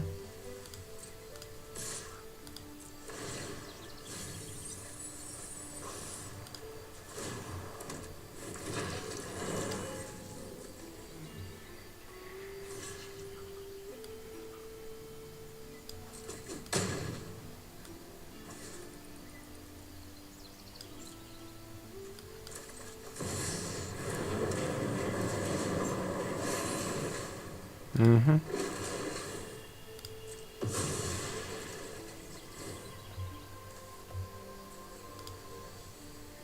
Should we start building the Cantonian up? Not sure. I'm just trying to chill in here.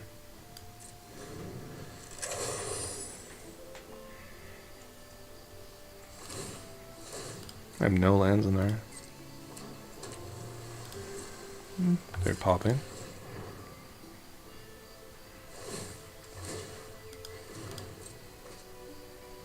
Okay. They leave. Nadu is slayed.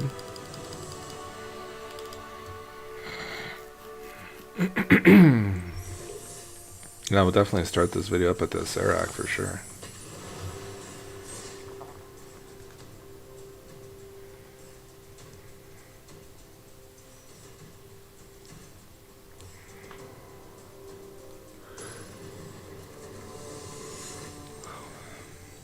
Nazuka.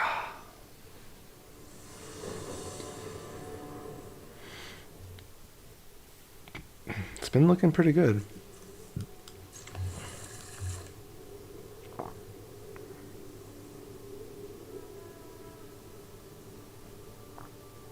Such powerful things to do with these colors. Golgari, Malevolent Rumble, Victimize. It's just like a who's who of the zoo, man. Ripples, jeez.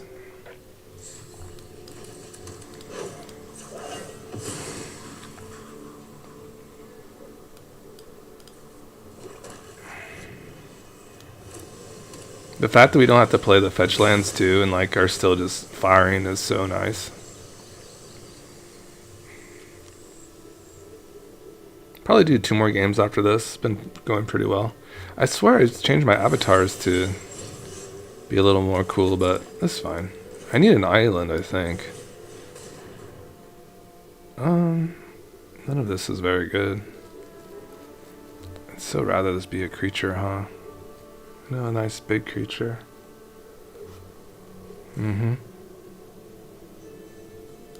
Take the land, I guess.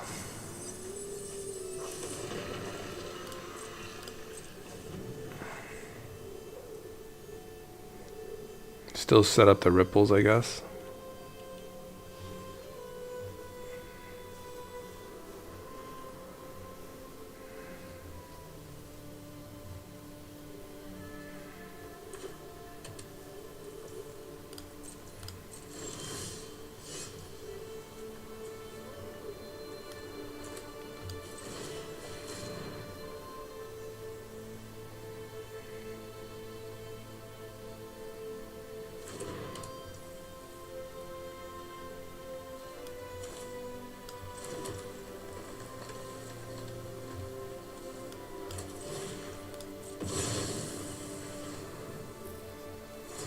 Okay.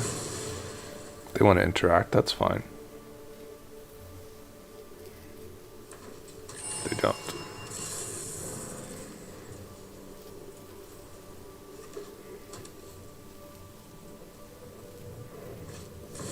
Stick.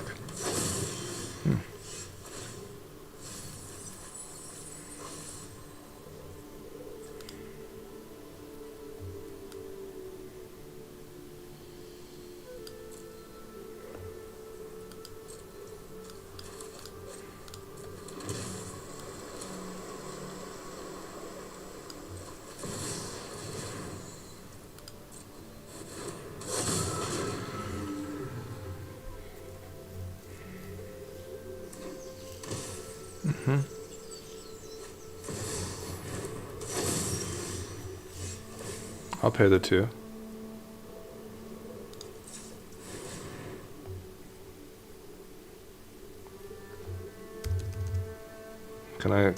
Do I lose this mana? Yes. Damn it. Let's do it.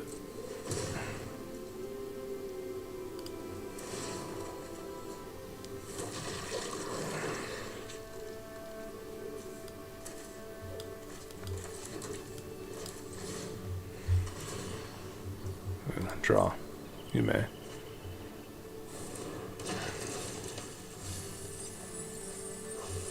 Okay, swing.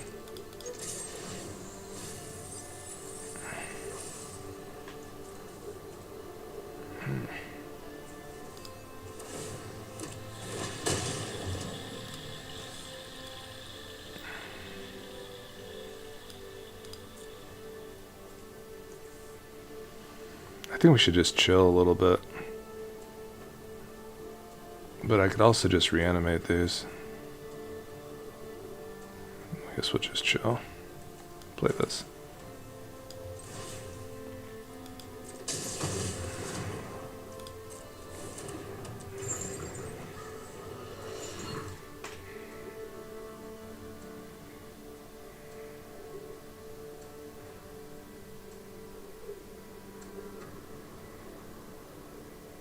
So they're playing very cagey here.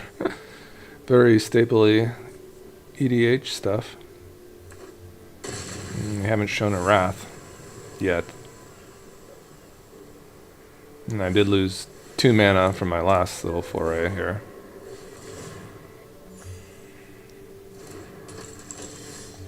I draw. Yes, I'll pay the 2. I did.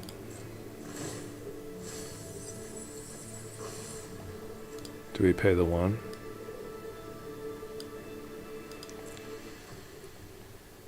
Decline. It's fine.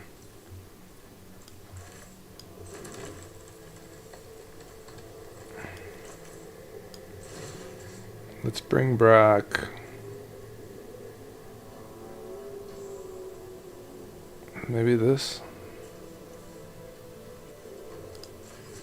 and this. I'll pay.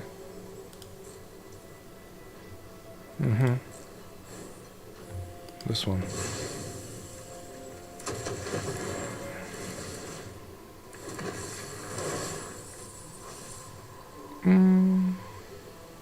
Yeah, that one. Oh, I have to pay the tithe? Sure. Yes. Yes. And let's see.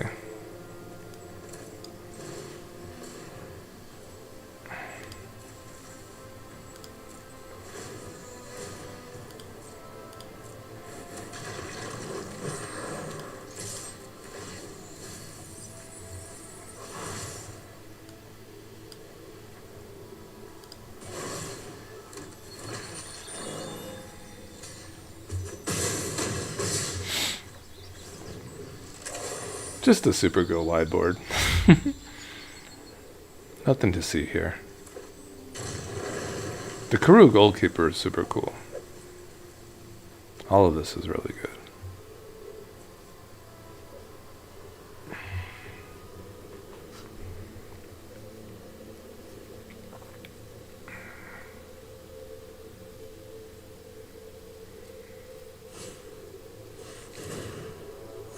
It doesn't bother me too much. It hits their own stuff too.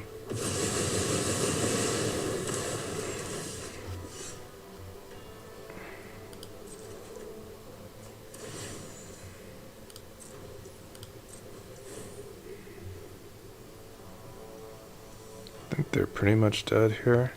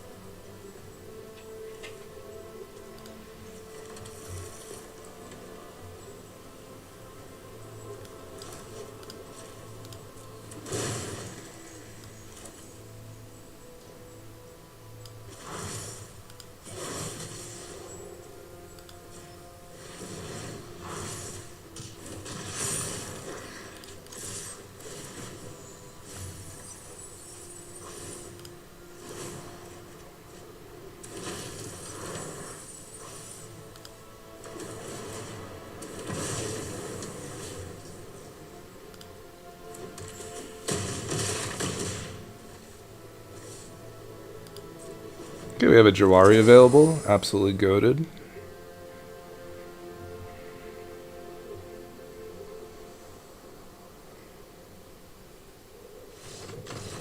GG, homie.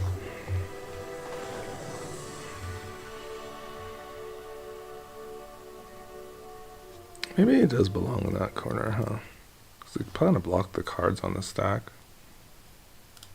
So if you just slide this over, now we're really good.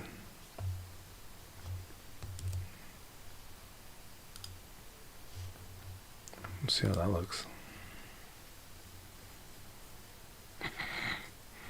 Kind of curious to see how it looks on the editor too. When we're editing, doing the edits.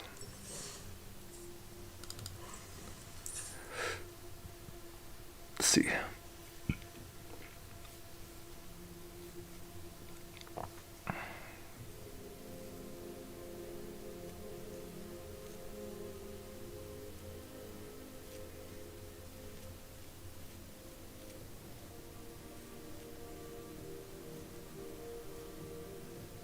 It looks nice. I kind of like that a lot.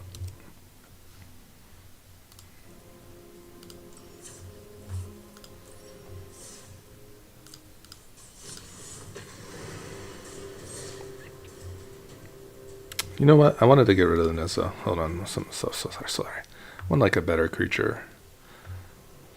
A better one.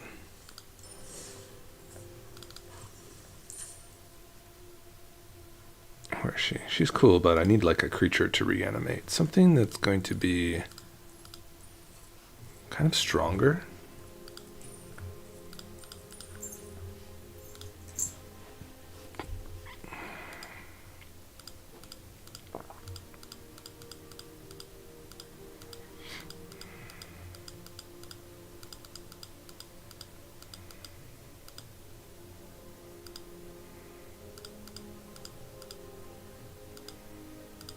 I don't think it's going to be blue.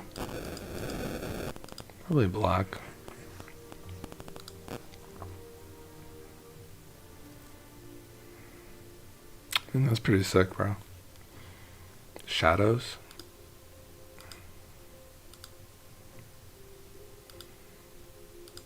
Oh, even like a gray merchant would be kind of fun, but we don't do like so much devotion to black, do we? That's a cool card though. Be like kind of more like graveyard minded. The Summon Titan is like a perfect. Loomer's is too expensive. We kept the deck under $200, so I want to kind of keep it like that. Massacre Worm's pretty cool.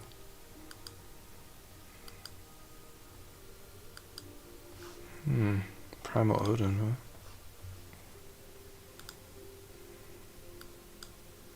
I don't know, man. I have no idea.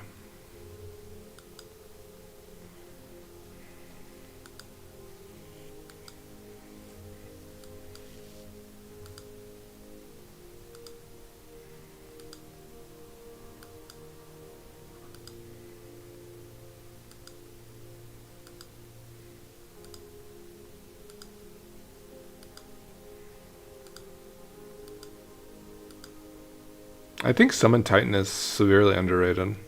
This card is a house. Like builds itself. Does like a huge chapter 2. It's insane. It was absolutely insane. Boring Klex. Exile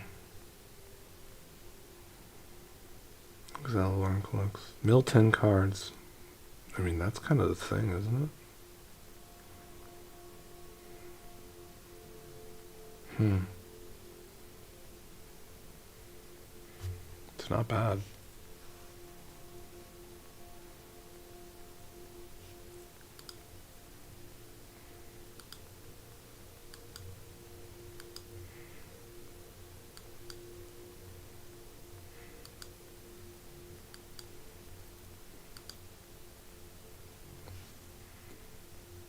And Luma does that thing too. 4 cards, then does it. Wow, super strong.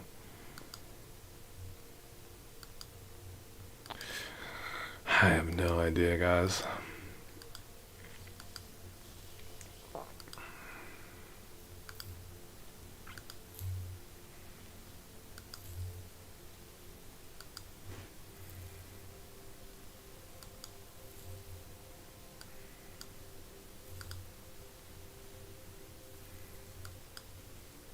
Scarab God.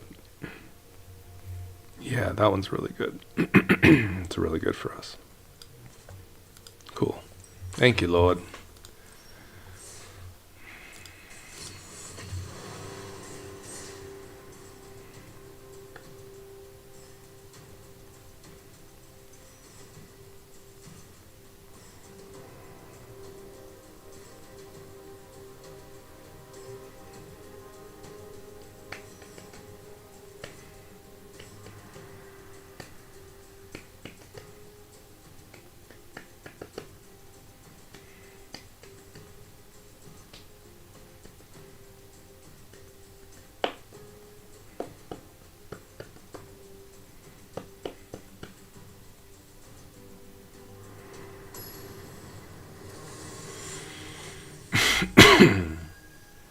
Trove. Don and Leo, the problem solvers. Little blink action here.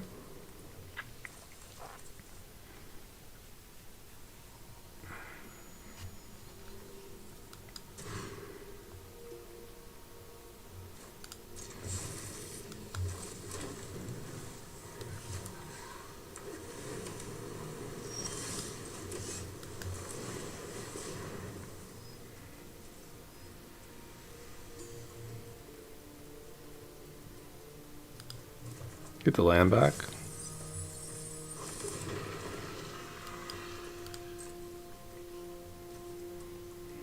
Be Uroing next turn and ramping again. Maybe go Uro, just Uro tribal.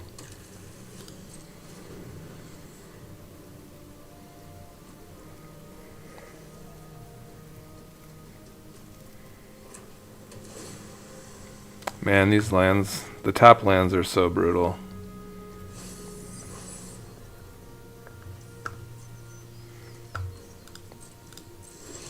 Yeah, I thought a swamp could be coming our way, you know, guys? So we could just go right into Teval.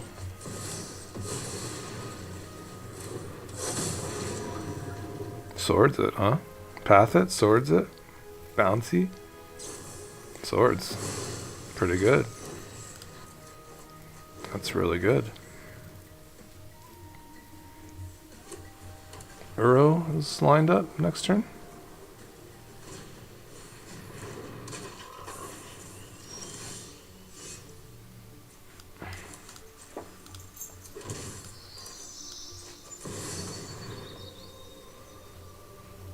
Jeez, they got so much interaction over there, Jesus.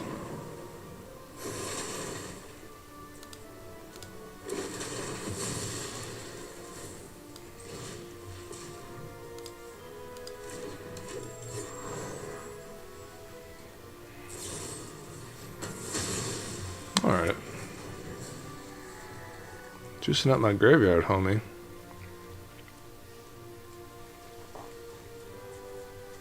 I think we'll probably go right into the balance scale, or the arbiter, and start just popping with our graveyard. Or Uro first. Whatever we think is our victory. Path to victory.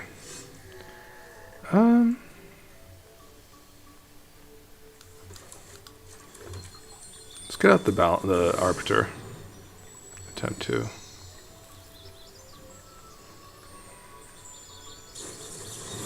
Sure. I'd be killing their commander. For sure.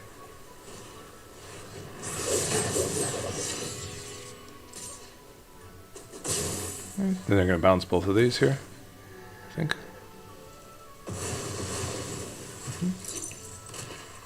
They will trigger? No. No, they do not.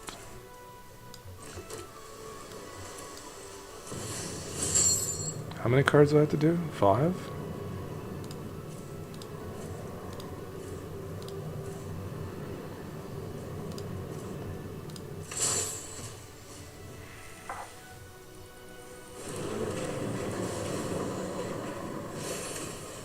Mm-hmm.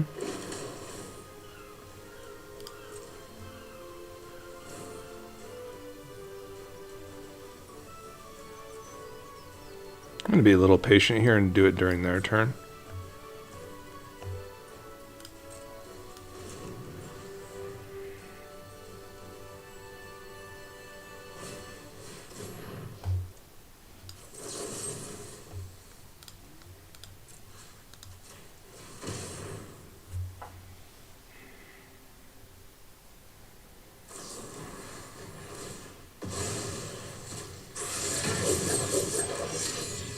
Okay.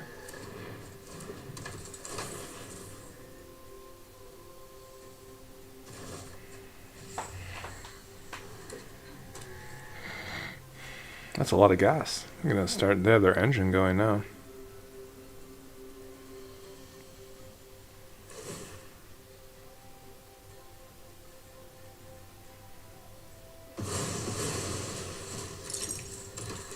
That's 2 cards? Wow. That's really good. Guess we try to do a row.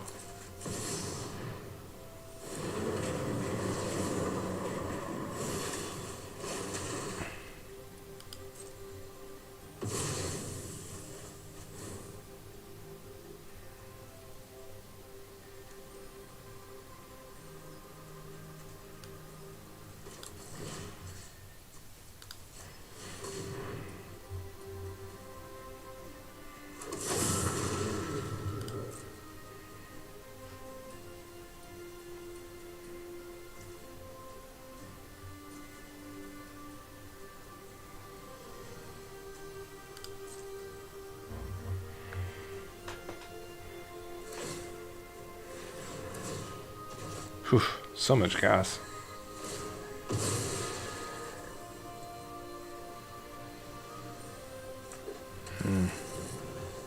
I'm toasted, huh? Let them finish the game up here.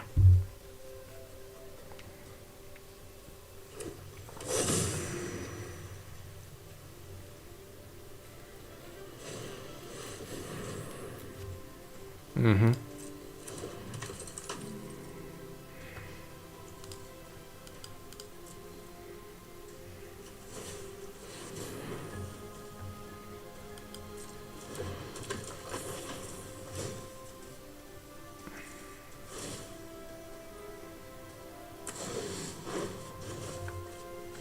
Okay, so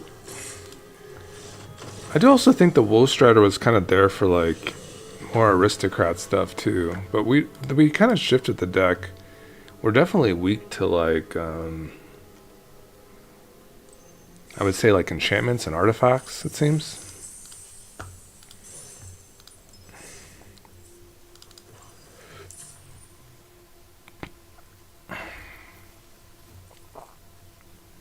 Yeah, I don't know if we need like the actual Yawgmoths anymore. That'll actually save a lot of our money too.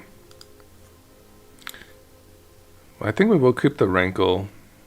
I don't think we need the Wool Strider any longer, but it is a cool escape card. And I think we need like a Reclamation Sage to hit like artifacts. And I'm also going to put in a Persist. So this will be the deck for sure that we promote, and yeah, make sure you guys get on it. It's fantastic.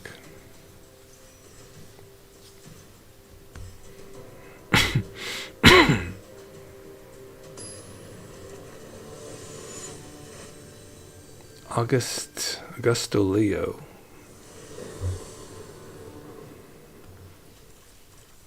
Go first. Mulganus.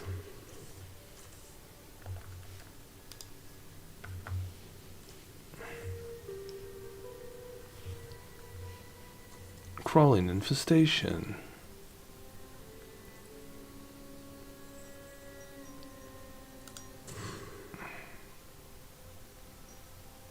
Jeez. These have been looking pretty miserable, these hands, haven't they?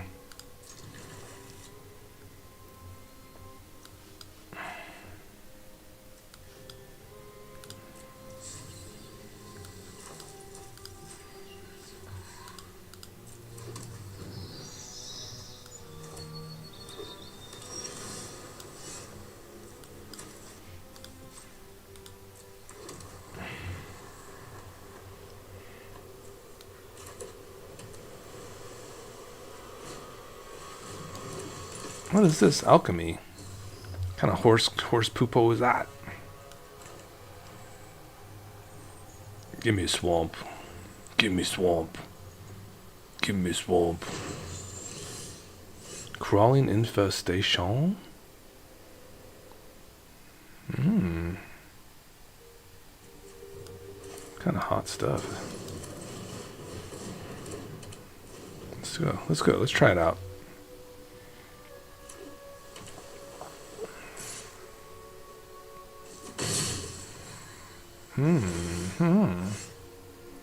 Yes. Oh, token. It's kind of fun.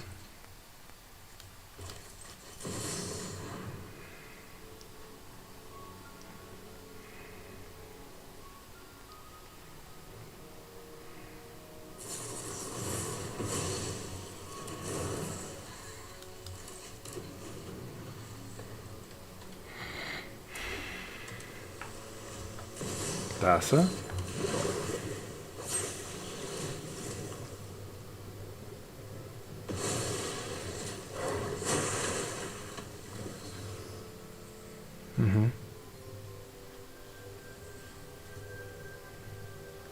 What up? Welcome. We're billing cards. We mulligan to 5. We still got gas. We just need a summon titan to hit the board, and we just win. It's not either of those. It is not. Okay. What do we got in there? An elf. Hilarious. Do we have any lands in there? I do. I need that theater. Let's get that Mastro's Theater.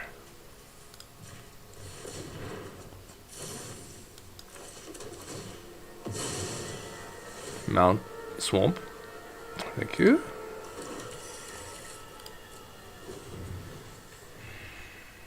Come on, Infestation. Help me to victory here.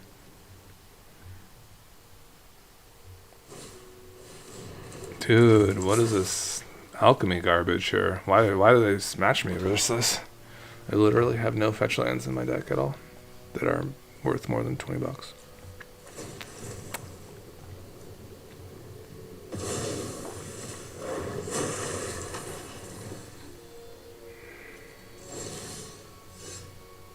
Great.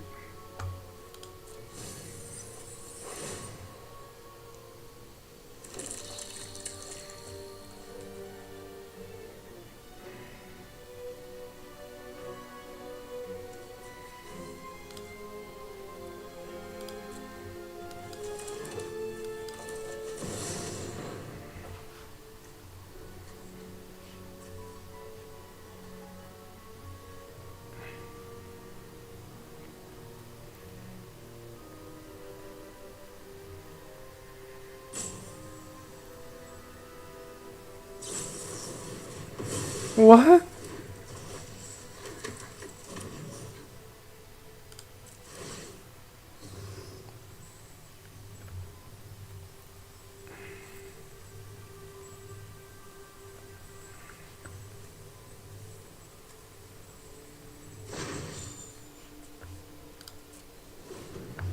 No, I can't mill either.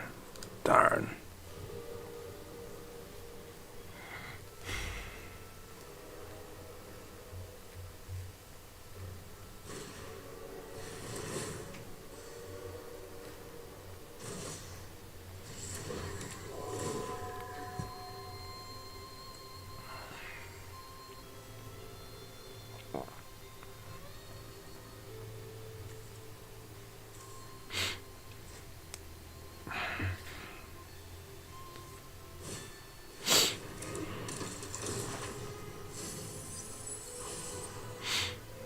Quelling Rebirth.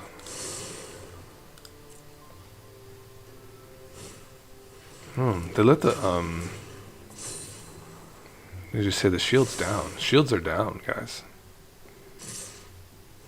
That's a sicko. Yeah, sure. I'll block that.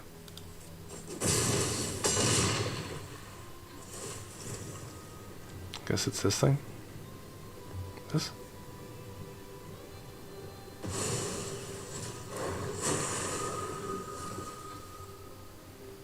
That was end step though. I don't think they can play land.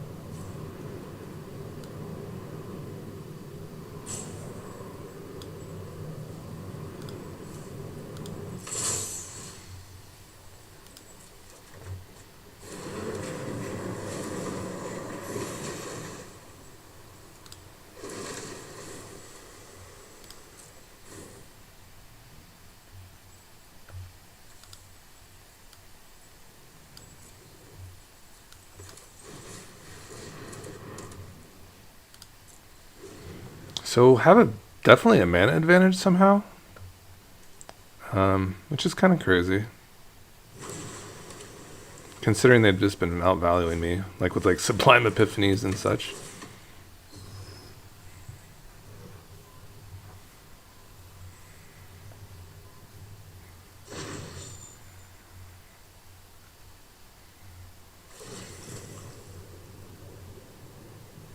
They're looking for lands, I suppose. Keep the lands going.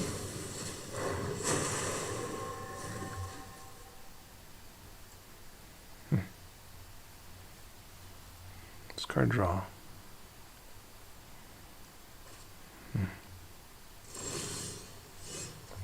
Yes. I did it. Oh, a Rex Sage. Indestructible. Still nothing really great in there, to be honest.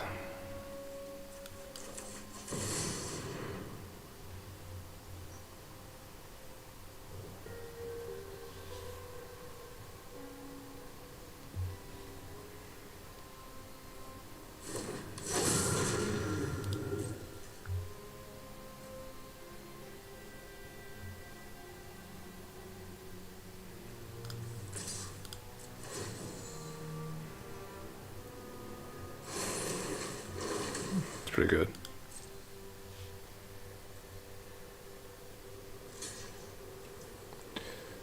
It's fine.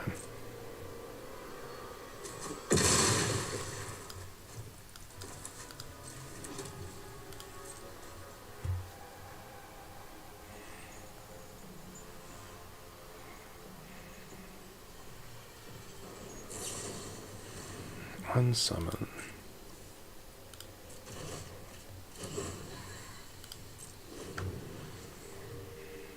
I would love to get like my Emergent Ultimatum online here and kind of go ham.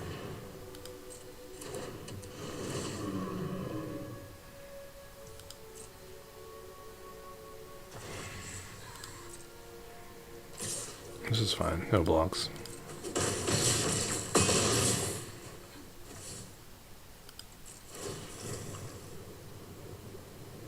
Oh, I guess I should have blocked, huh? Sure.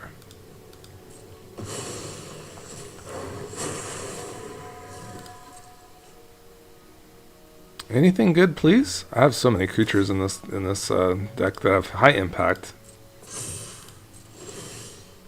Sure. 6 is a little better. 6 is... Oh, Titan's Nest. So this is like the combo, the Wombo Bombo combo, as you say. So we're going to Dark Ritual, make sure we have all the mana we need here to really pop off. And we'll start with this. I'll go to this. Now we can really start going to town, as you would say.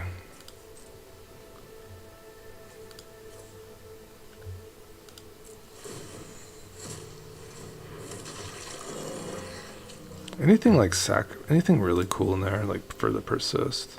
Nothing really. Doesn't mean it's a bad card, it's just not really producing right now.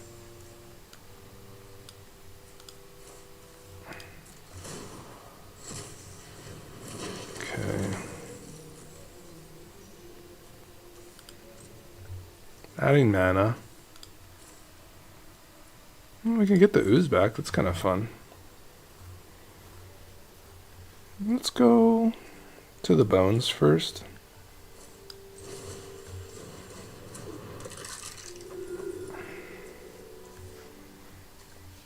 I think we'll move to combat. Let me eat something in here. I guess we have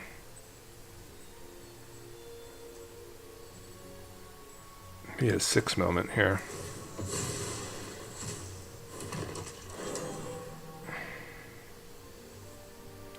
Isn't that something? I think I could still do this, right?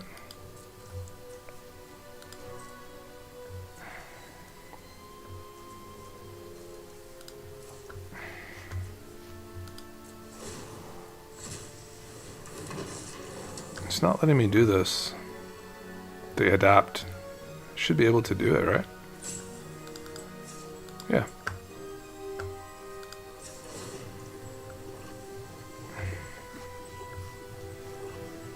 Yeah. What's this? Okay. I got you. Guess we're ending the turn.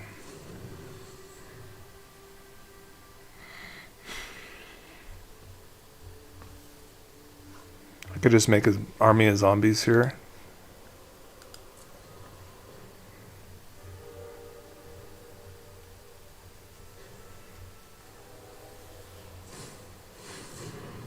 Okay, that's what we'll do.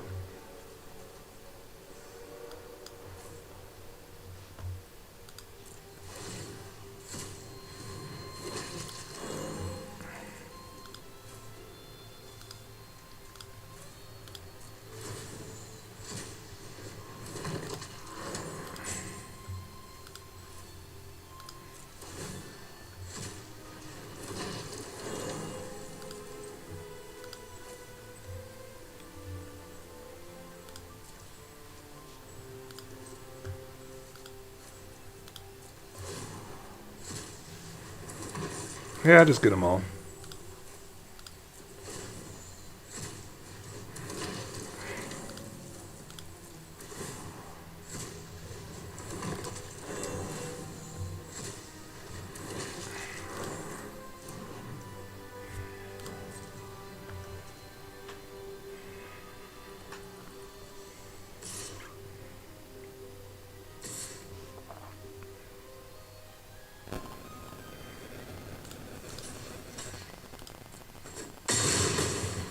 Ow.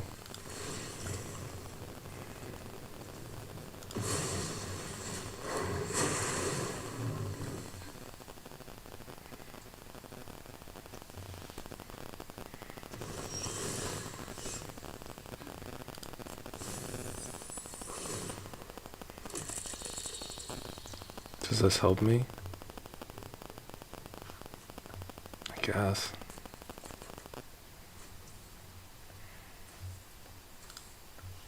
Rankle. That's amazing.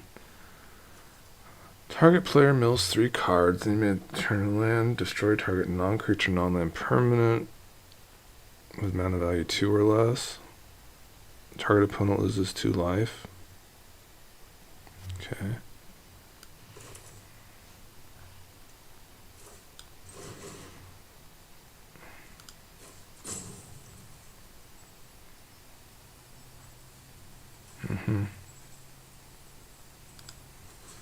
So kill this thing.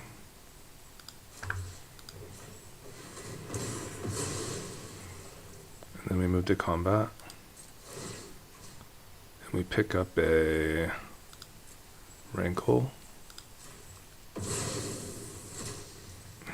Juice up the rankle.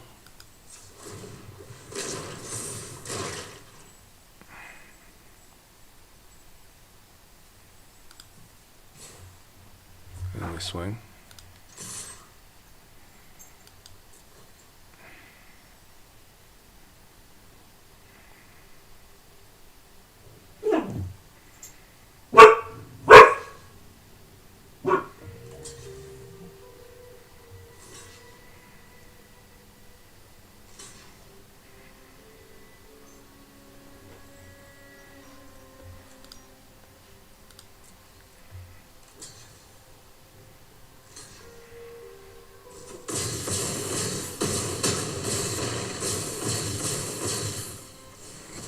quite get there, did we?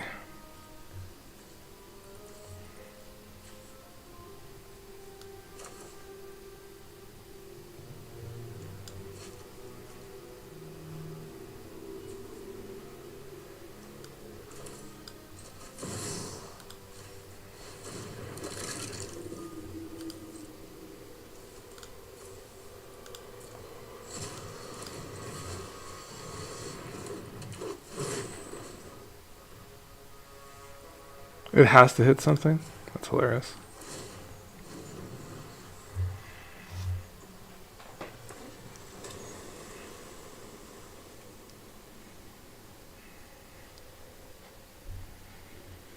Definitely kind of overcommitted that one.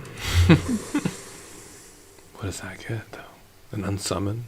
Damn. And they make a zombie?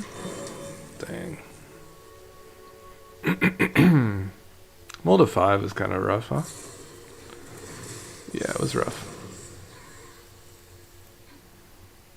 They didn't do their hull, though.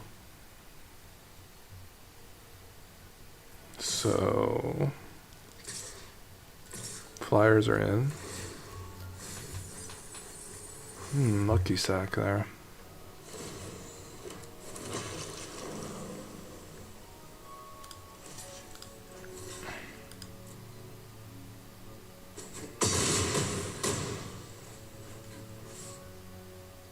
Now maybe I win? So much damage.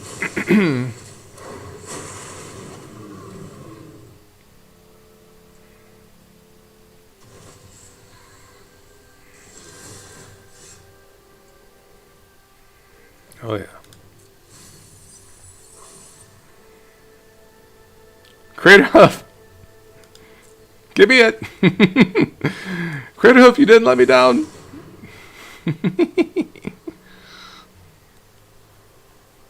On the stack. Oh shit, man. Finally you showed up. About time.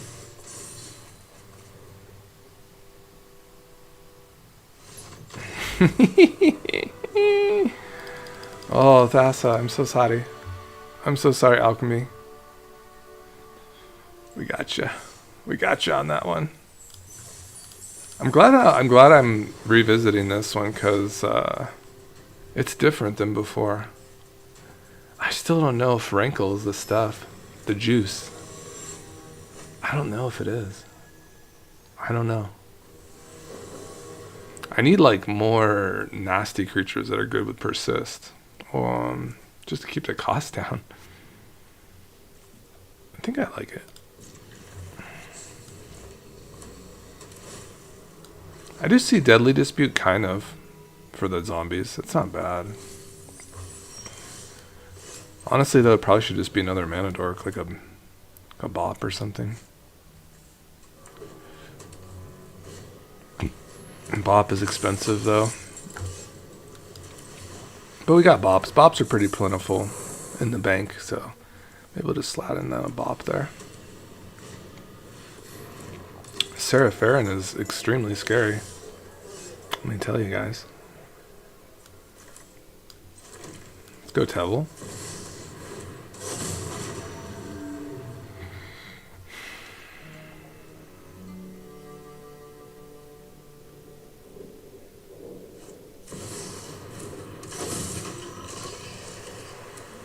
Ooh, they always have the swords, right?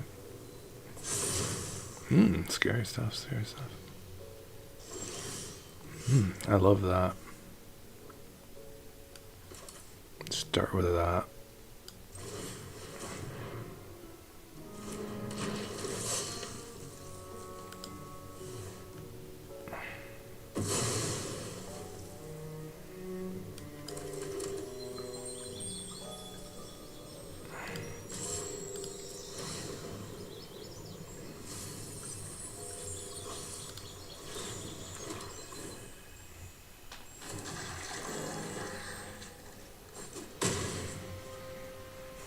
Thalia's doing annoying things. But I'm doing annoying things as well.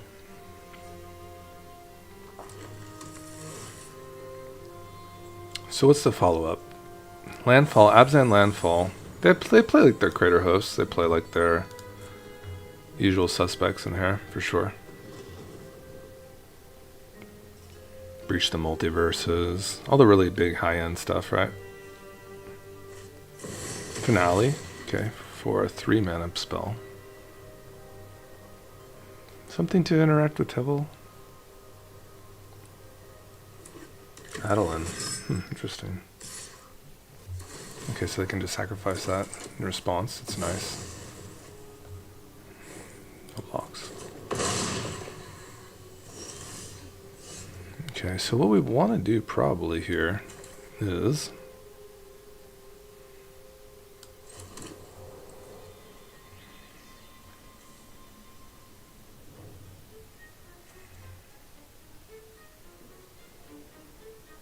I think we want that.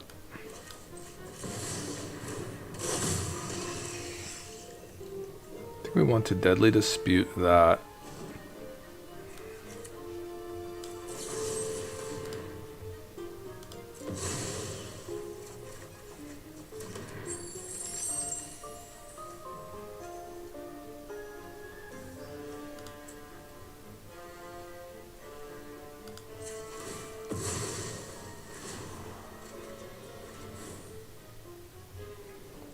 Is Gitrog Monster just the most goated card? Now I can digraph Rebirths for this annoying thing. A trigger.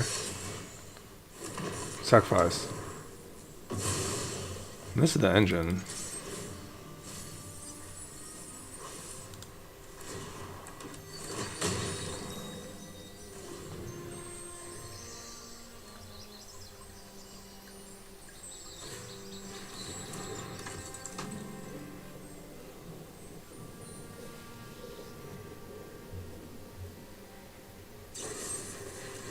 And they even get rid of the Troy. Or I mean, they end up getting rid of the Gitrog over like everything else. So this is really nasty stuff, isn't it?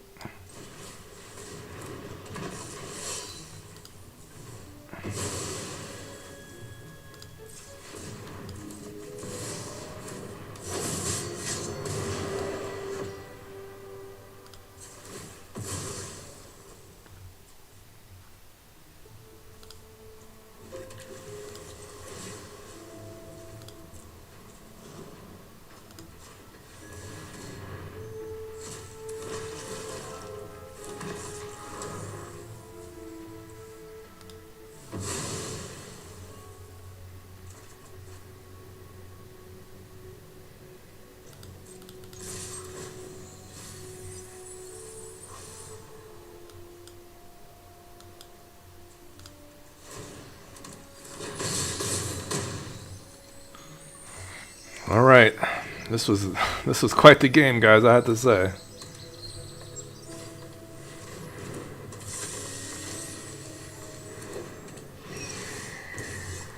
And I thought they would be nearly dead there. We'll just put the Forerunner in the front. It's fine.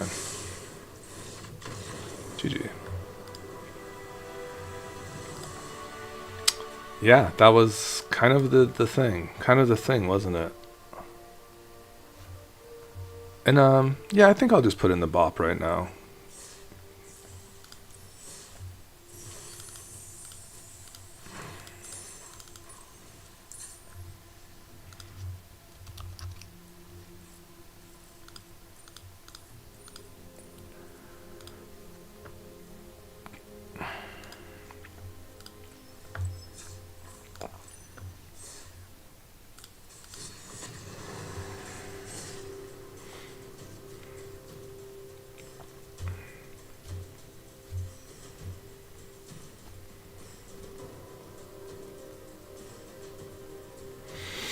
If you just joined me, we built Teval. This is the deck. I'm looking for like a couple matches just to conclude for the long form video, and I'll do the deck tech for it today. I'm pretty sure I have all these cards available, but we kept it under like I think like $150, even with just adding like the Birds of Paradise. So I was pretty happy how it turned out, and we will definitely be promoting this as be a 2 video exclusive, maybe 3, because we did a Teval video also before that. So we'll get those on there, and we'll be setting this one up for you guys to spin the wheel for. Probably, you'll probably only have to go against like, maybe 15 or so people at the very most. So that's pretty cool. I think I need black mana for this particular game, huh? So Katara, I'm just gonna kill it with a Curse Marauder because it's a super annoying card to play against. It kind of reminds me of like what's his name, Rufalus.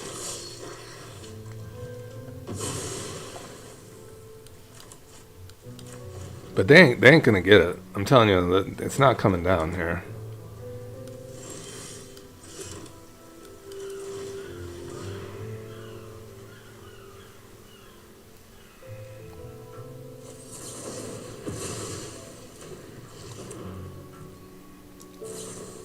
Okay.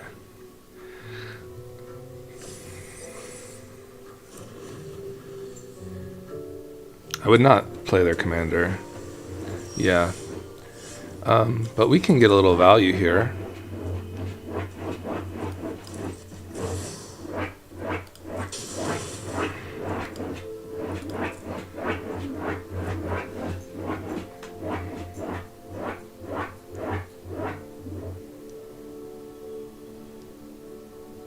What do you think, Oppo?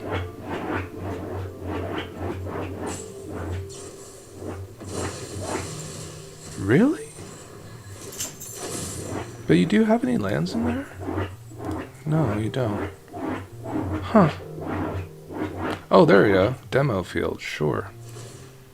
Okay, I see what you did there. I do have lots of basics in here, opponent, so that's kind of cool for me. And I have now untapped lands for my bitter triumph. What are you gonna do, Katara? What are you gonna do?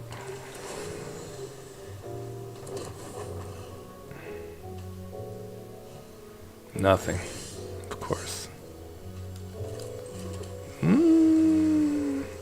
We will play this. And you would probably be happy about that.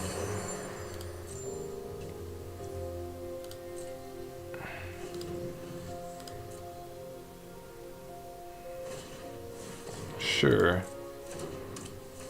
Mill me, yes. I have lots of good stuff in my graveyard.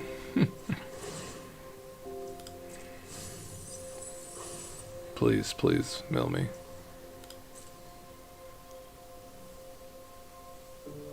How about a Malevolent Rumble? How about not? Go Teval.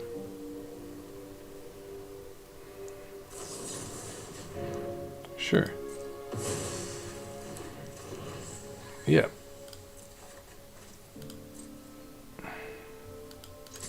Take damage. Yes, yes. Uro. It's coming, opponent. It's coming. It's coming soon. Yes.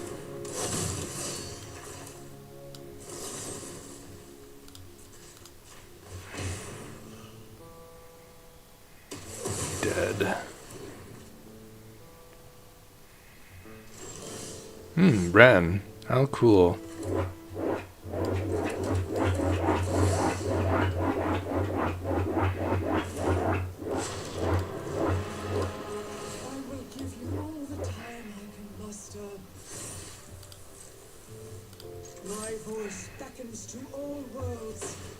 Start beating down with lands.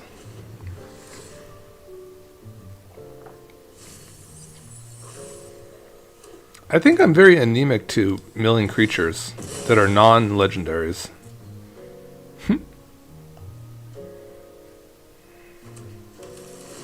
Ew, what does that get? Commandeer? It's gross. What does that do? Huh, weird.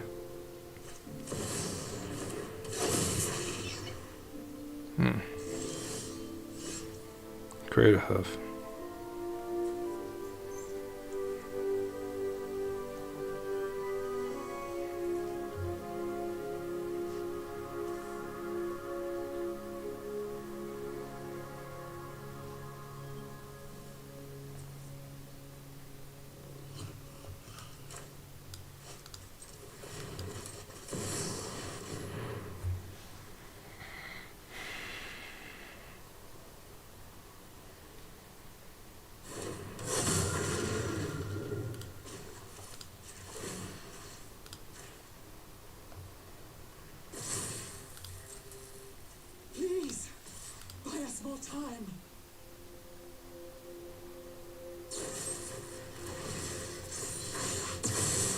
Mm-hmm.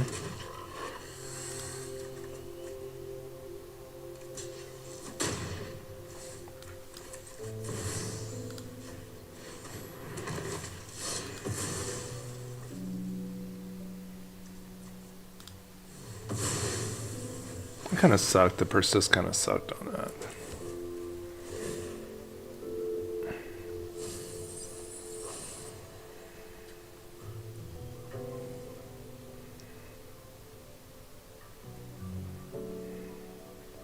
Does this interact with it? I don't think it did. 1, 2, 3, 4, 5, 6, 7. Probably just hoof, right? Never mind. Dark Ritual, 3, 4, 5, 6, 7, 8. Yeah, that's GG. I think so.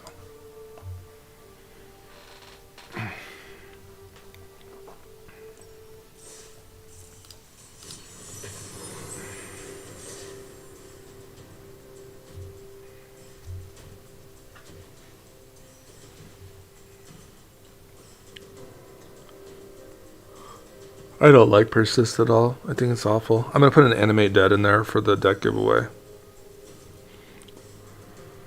I'm talking crazy talk today, but I did promise this one, so.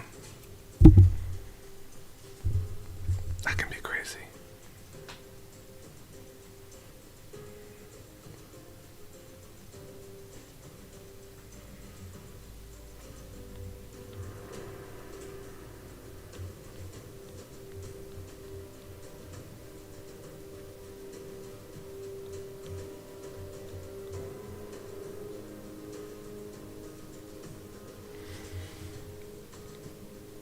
Okay, long queue. Really long queue for whatever reason.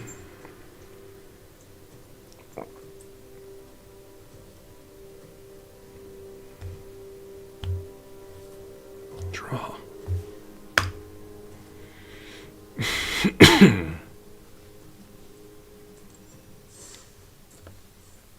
I'd almost run a Zombify over persist, to be honest.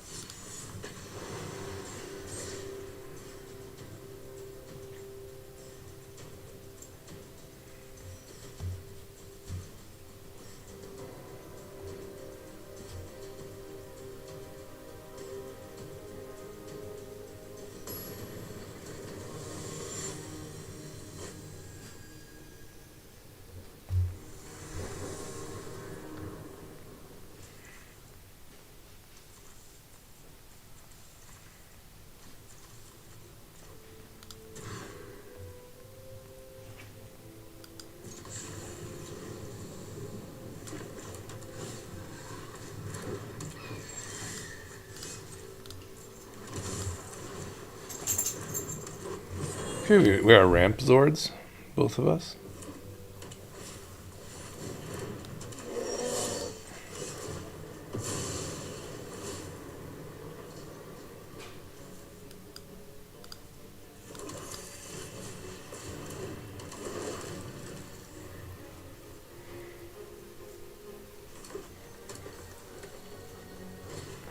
Mind Stone. Hey, baby. Cool. Dang, opponent.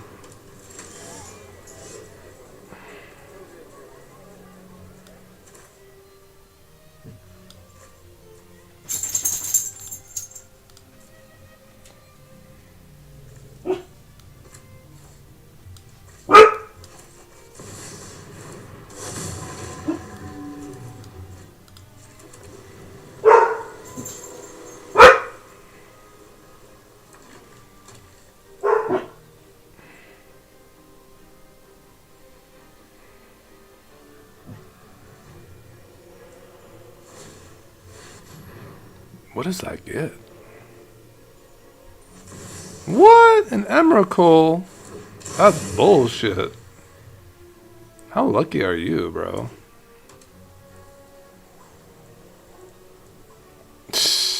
Only in Brawl, dude. Seriously. Freaking Emrakul. This is Annihilator, right? Fuck off. So stupid, dude.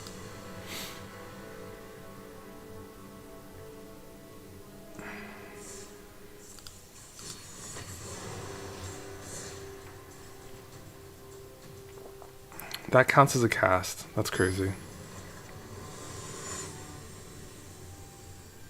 Dr. Quebec Hayes. You go first. We'll try it again. Swamp.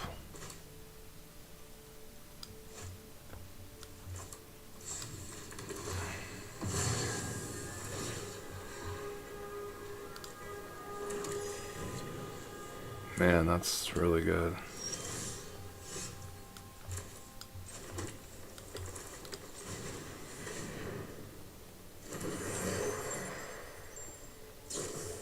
God, persist is such dog crap, isn't it?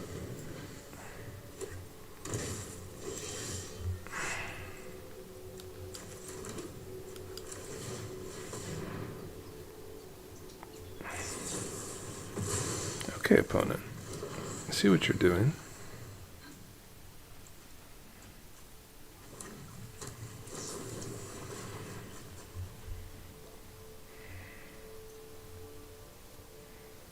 Can I be like a god and just go land here?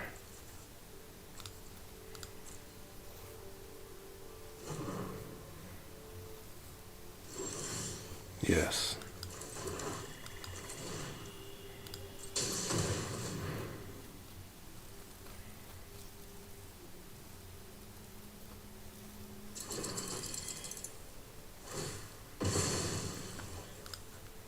Opponent is doing the thing.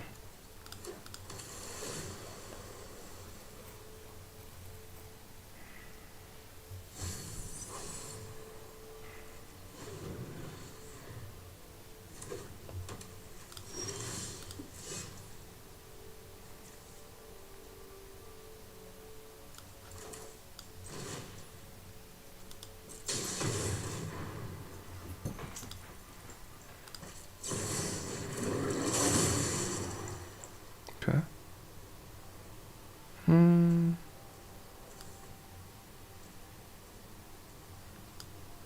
This is fine.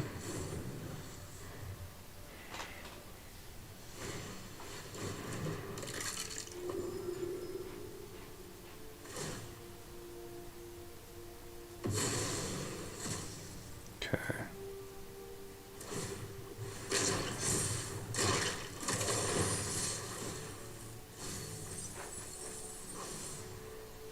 That's a pretty nice ramp. A little land action. Okay.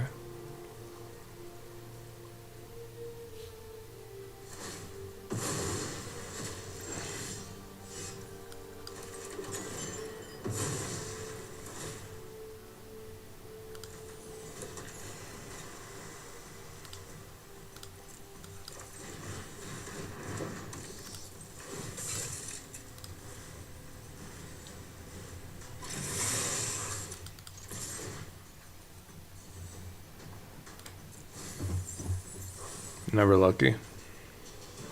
Get the juice in there when I don't need the juice. Okay, here comes Kefka. Ponder, really?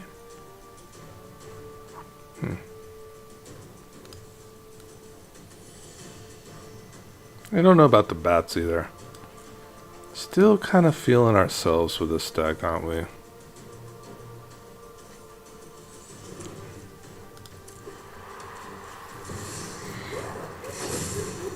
I do like the Jade Orb.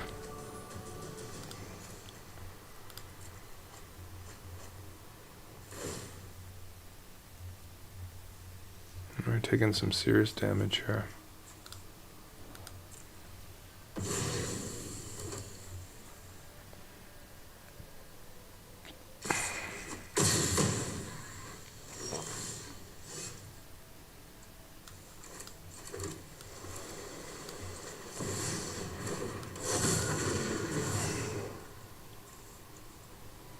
That's pretty good.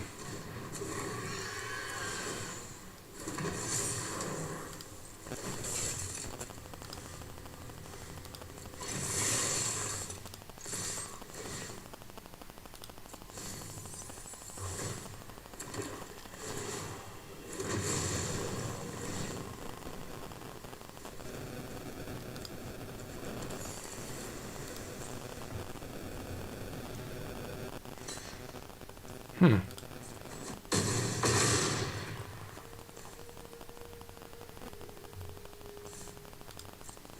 I do not know why they'd want that back in the command zone.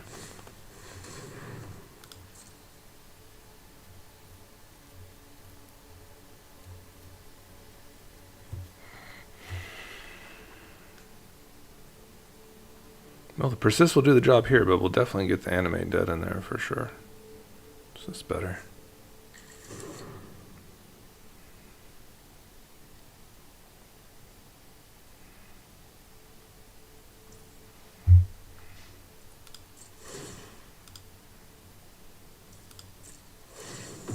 Thank you.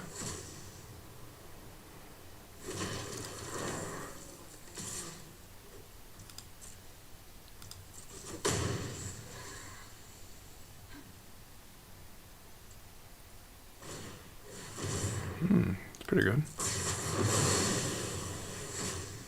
Yep.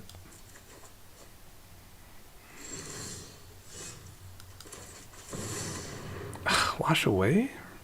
No way, bro! No way, bro! No! Wash away! They're gonna get 2 cards. This is so stupid. Oh, they don't have it. They don't have it. Oh.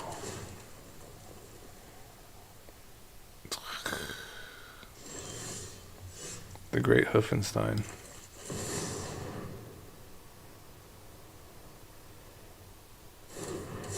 Okay.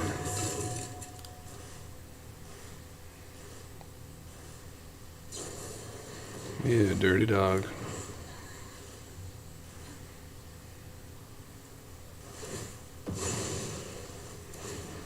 Thank you. They keep giving me these zombies.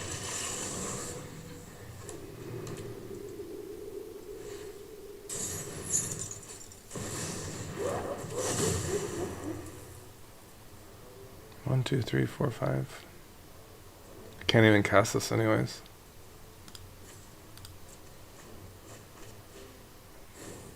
They still got 2 cards even though we both... This will draw them a lot of gas too, right? That's fine. That blocks. Guess they're dead now, right?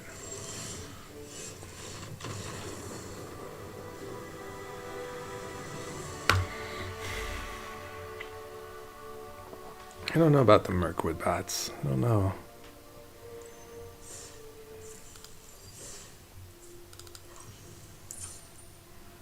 Though overrun effects are really good.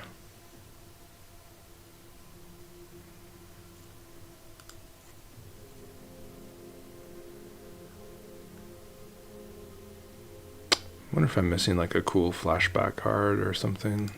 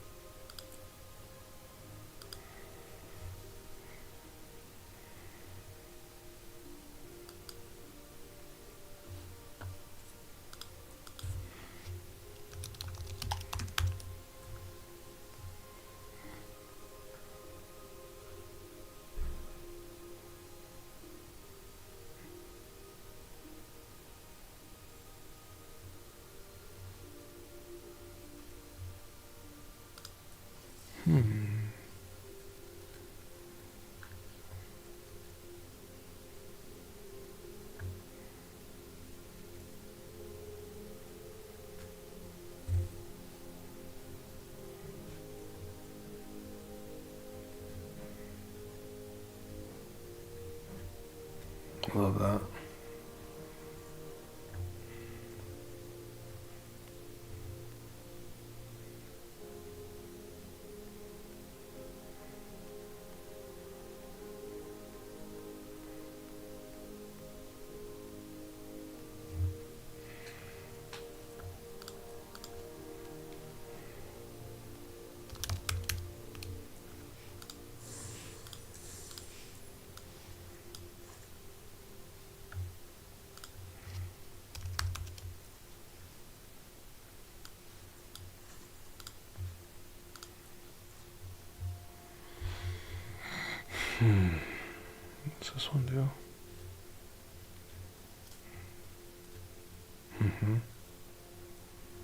It's pretty good.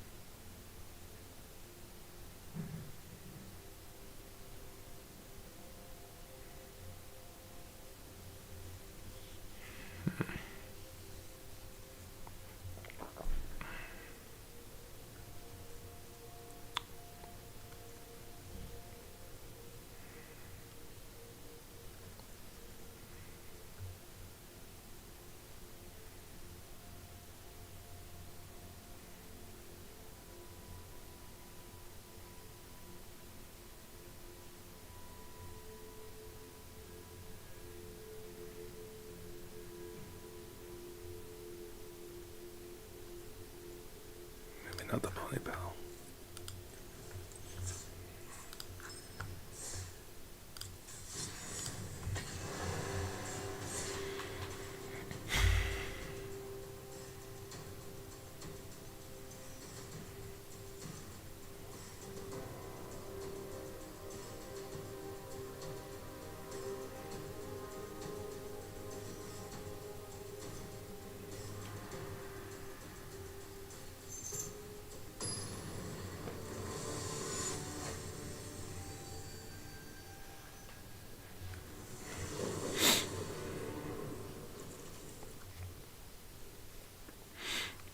Mulligan that one.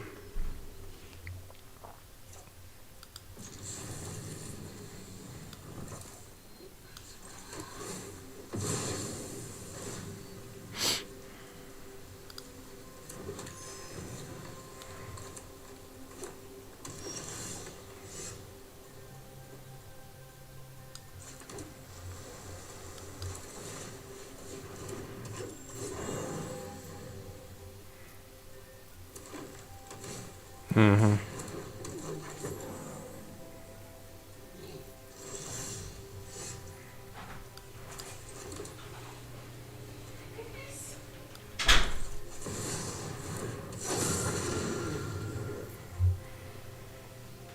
See if we can pop with the Titan's Nest here.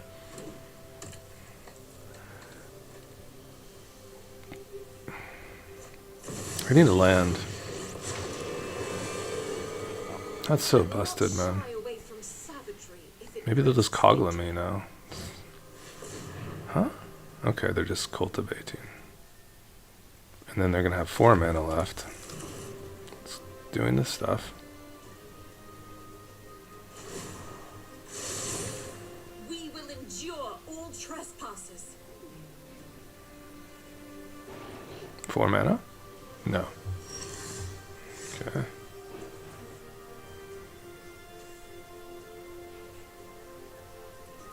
I really needed to land there, huh?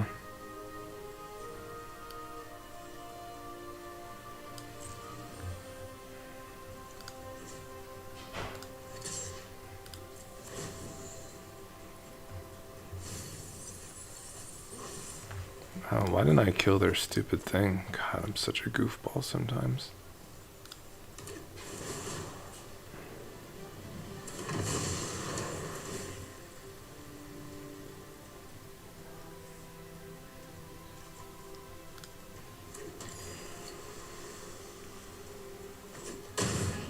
I couldn't kill it anyway, so.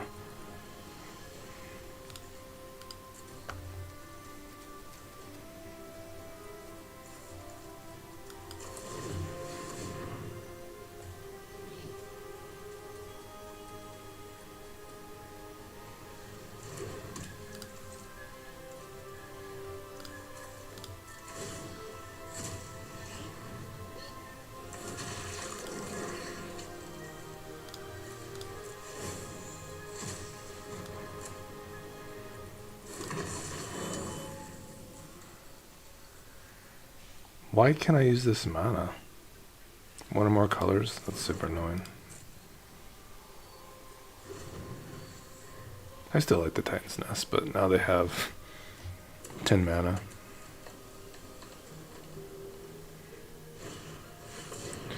Now they have 15 mana.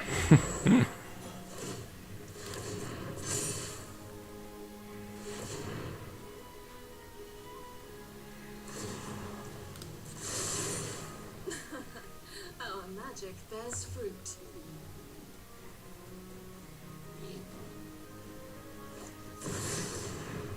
Okay.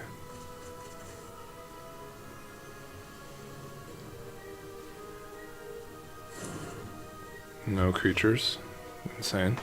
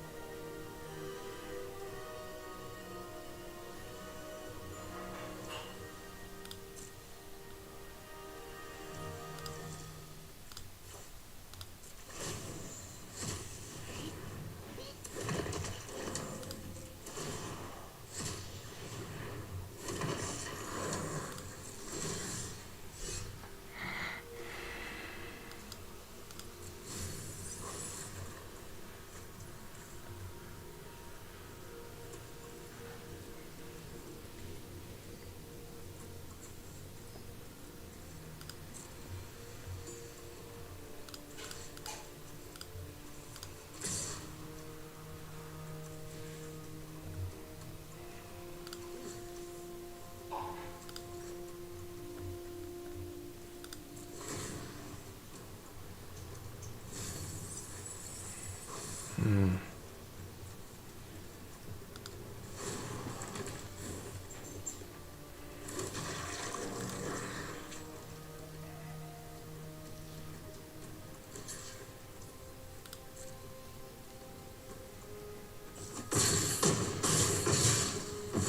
elves will triumph, even in my absence. I swear I do have removal in this deck. It's true.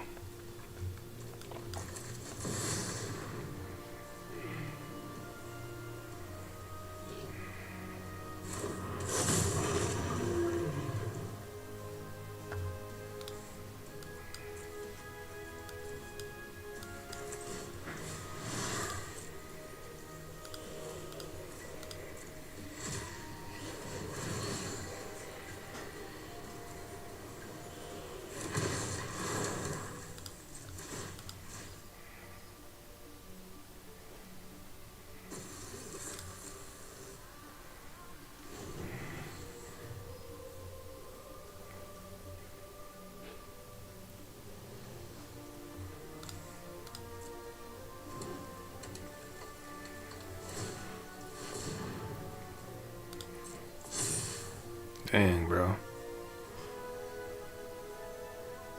2 mana, insane card.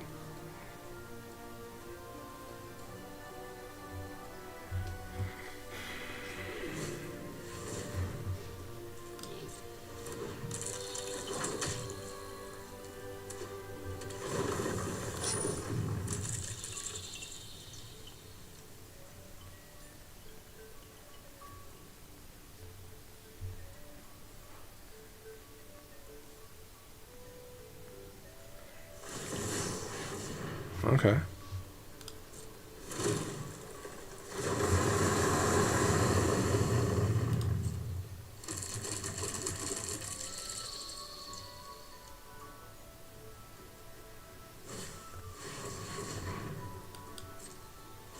Ooh, that's pretty cool.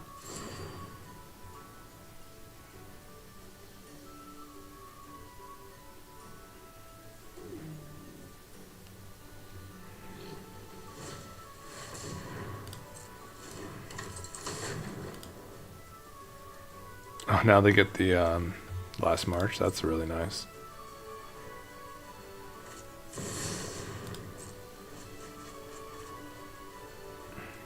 Zoom.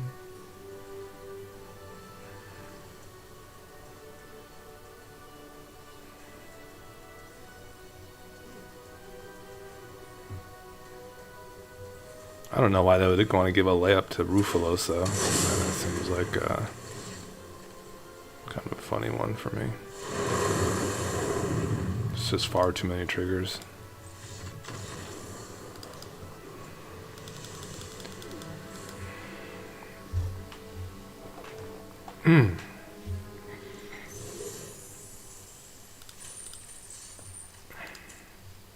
Okay, sure. Oh, we got some good rewards on this one today.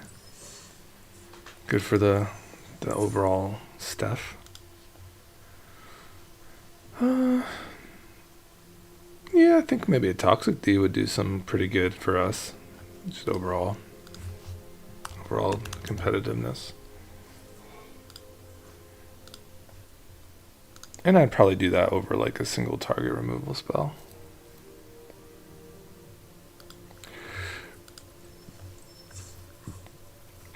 Or keep both.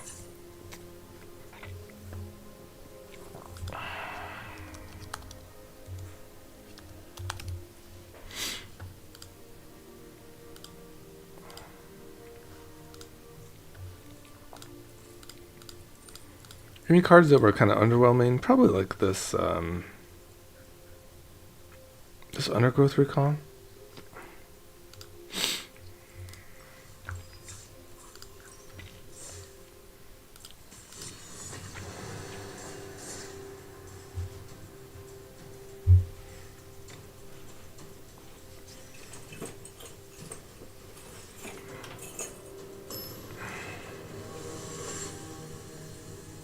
Revan.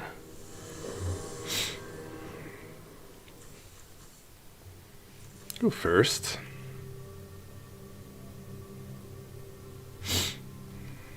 A free mulligan, that one. Better. Way better.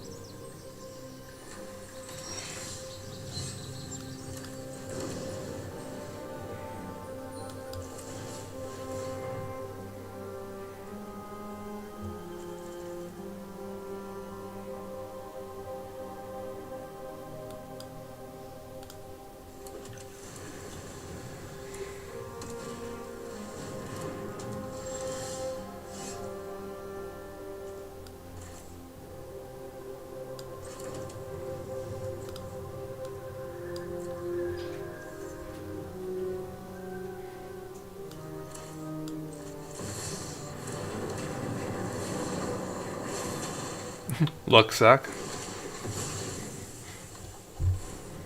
Total luck sack there.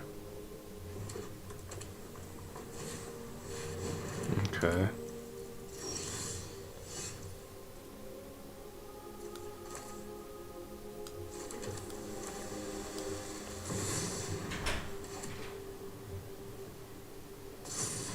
Okay.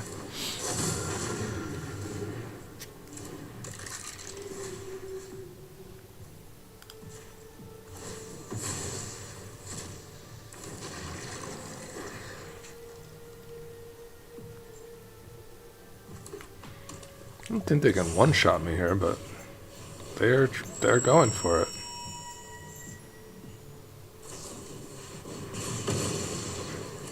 To the command zone.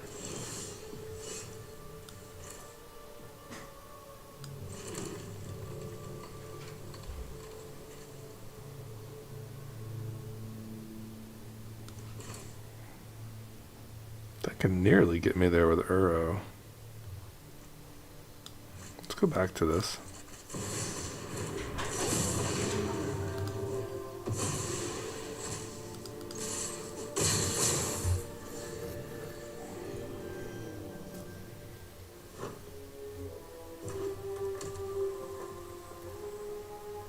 Like Portal to Phyrexia vibes I'm getting over there.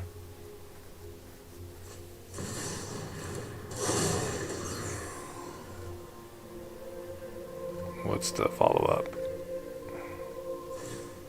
A tally. Okay, that's kind of doable. Let's have haste. Dang.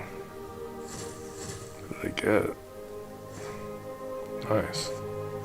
Wow, Pelucranos, Jesus. Just flying. Dang, it has haste.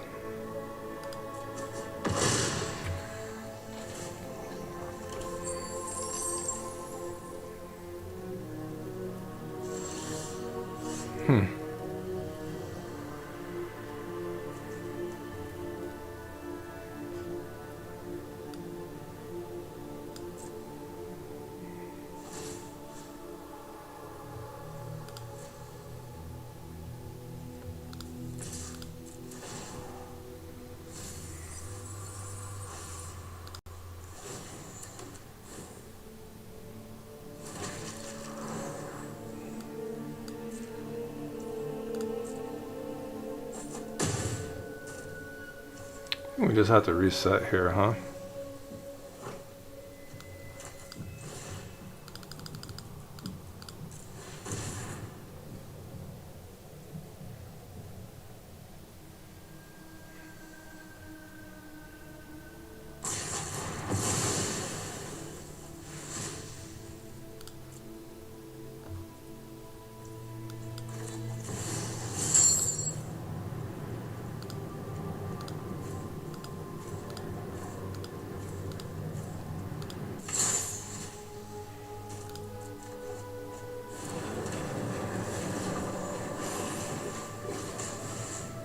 Okay, what's next, opponent?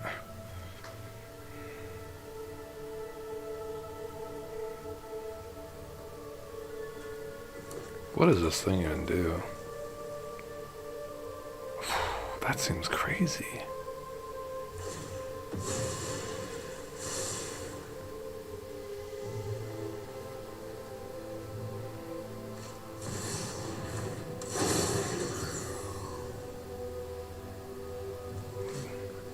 Carnosaur. Dang. Okay, Rose still is alive.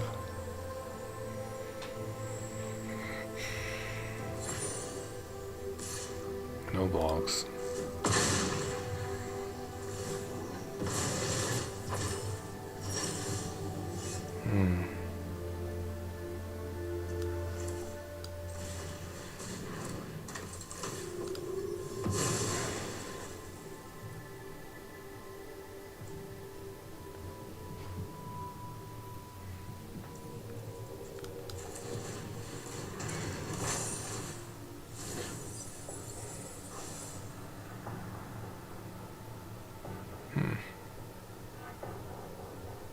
Quiet.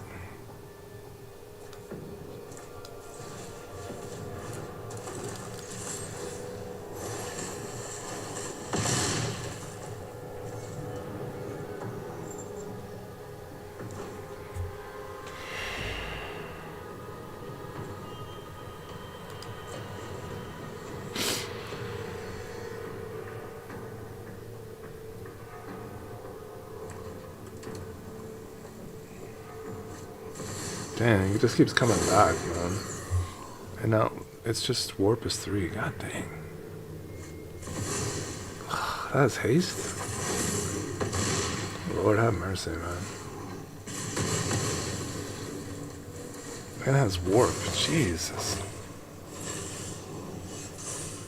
So scary, bro. Yeah, the ripples, I suppose. I just need to get rid of this again.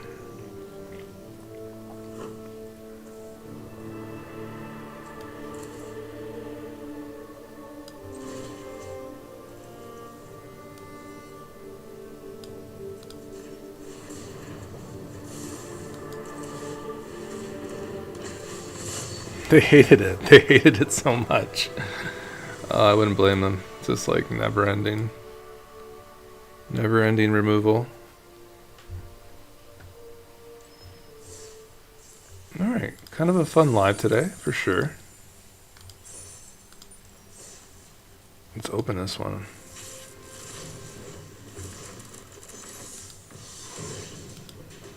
Nice. Alright, so what we're going to do now is see where we landed.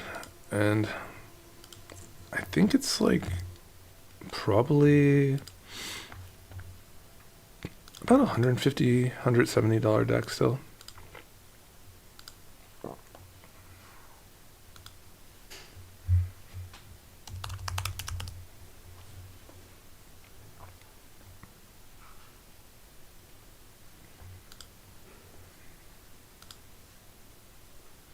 Oh, it won't be a new deck. Hold on. It's just this one here.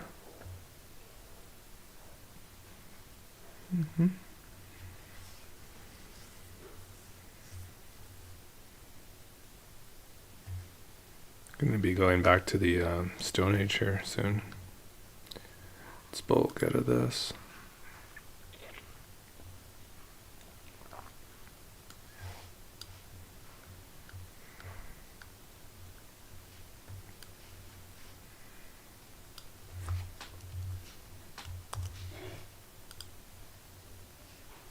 Could not find forest.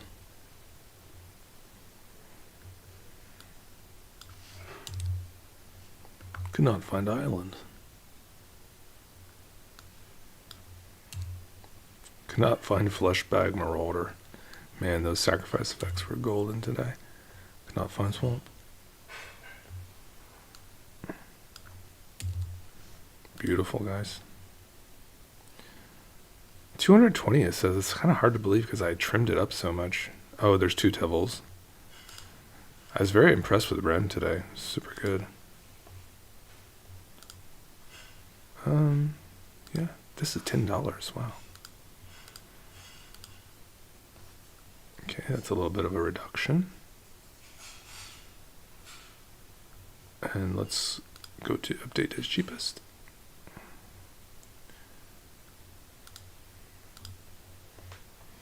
$171, huh?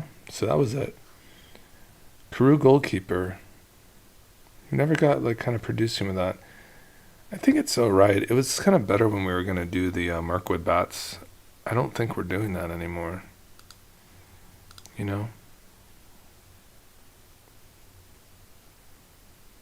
Sure, it's a lot of mana, but I just don't know. I think we could do a little better. Let's go see from the EDH rec. Let's see what they're offering for the balance scale.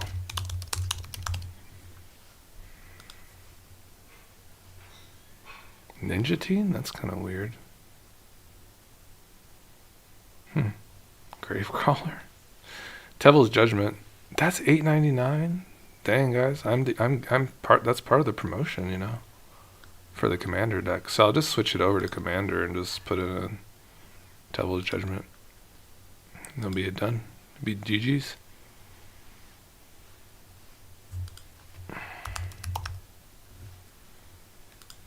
And let's see, get an Exotic Orchard. And probably take out a forest. Pretty heavy on the forests.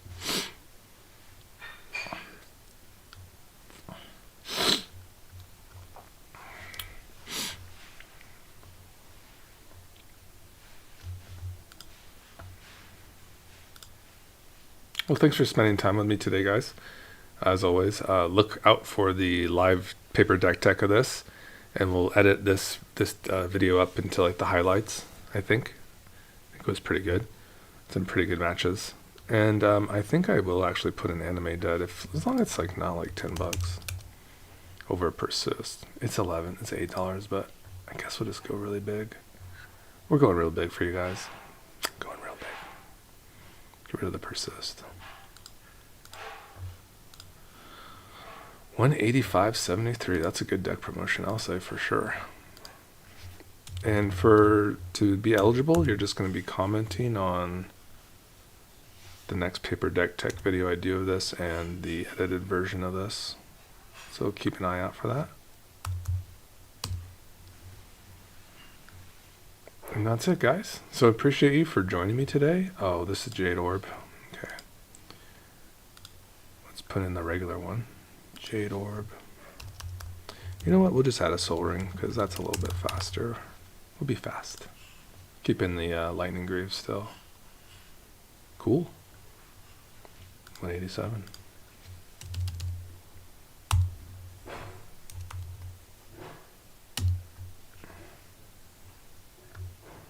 All right, everybody. See y'all later. Bye-bye.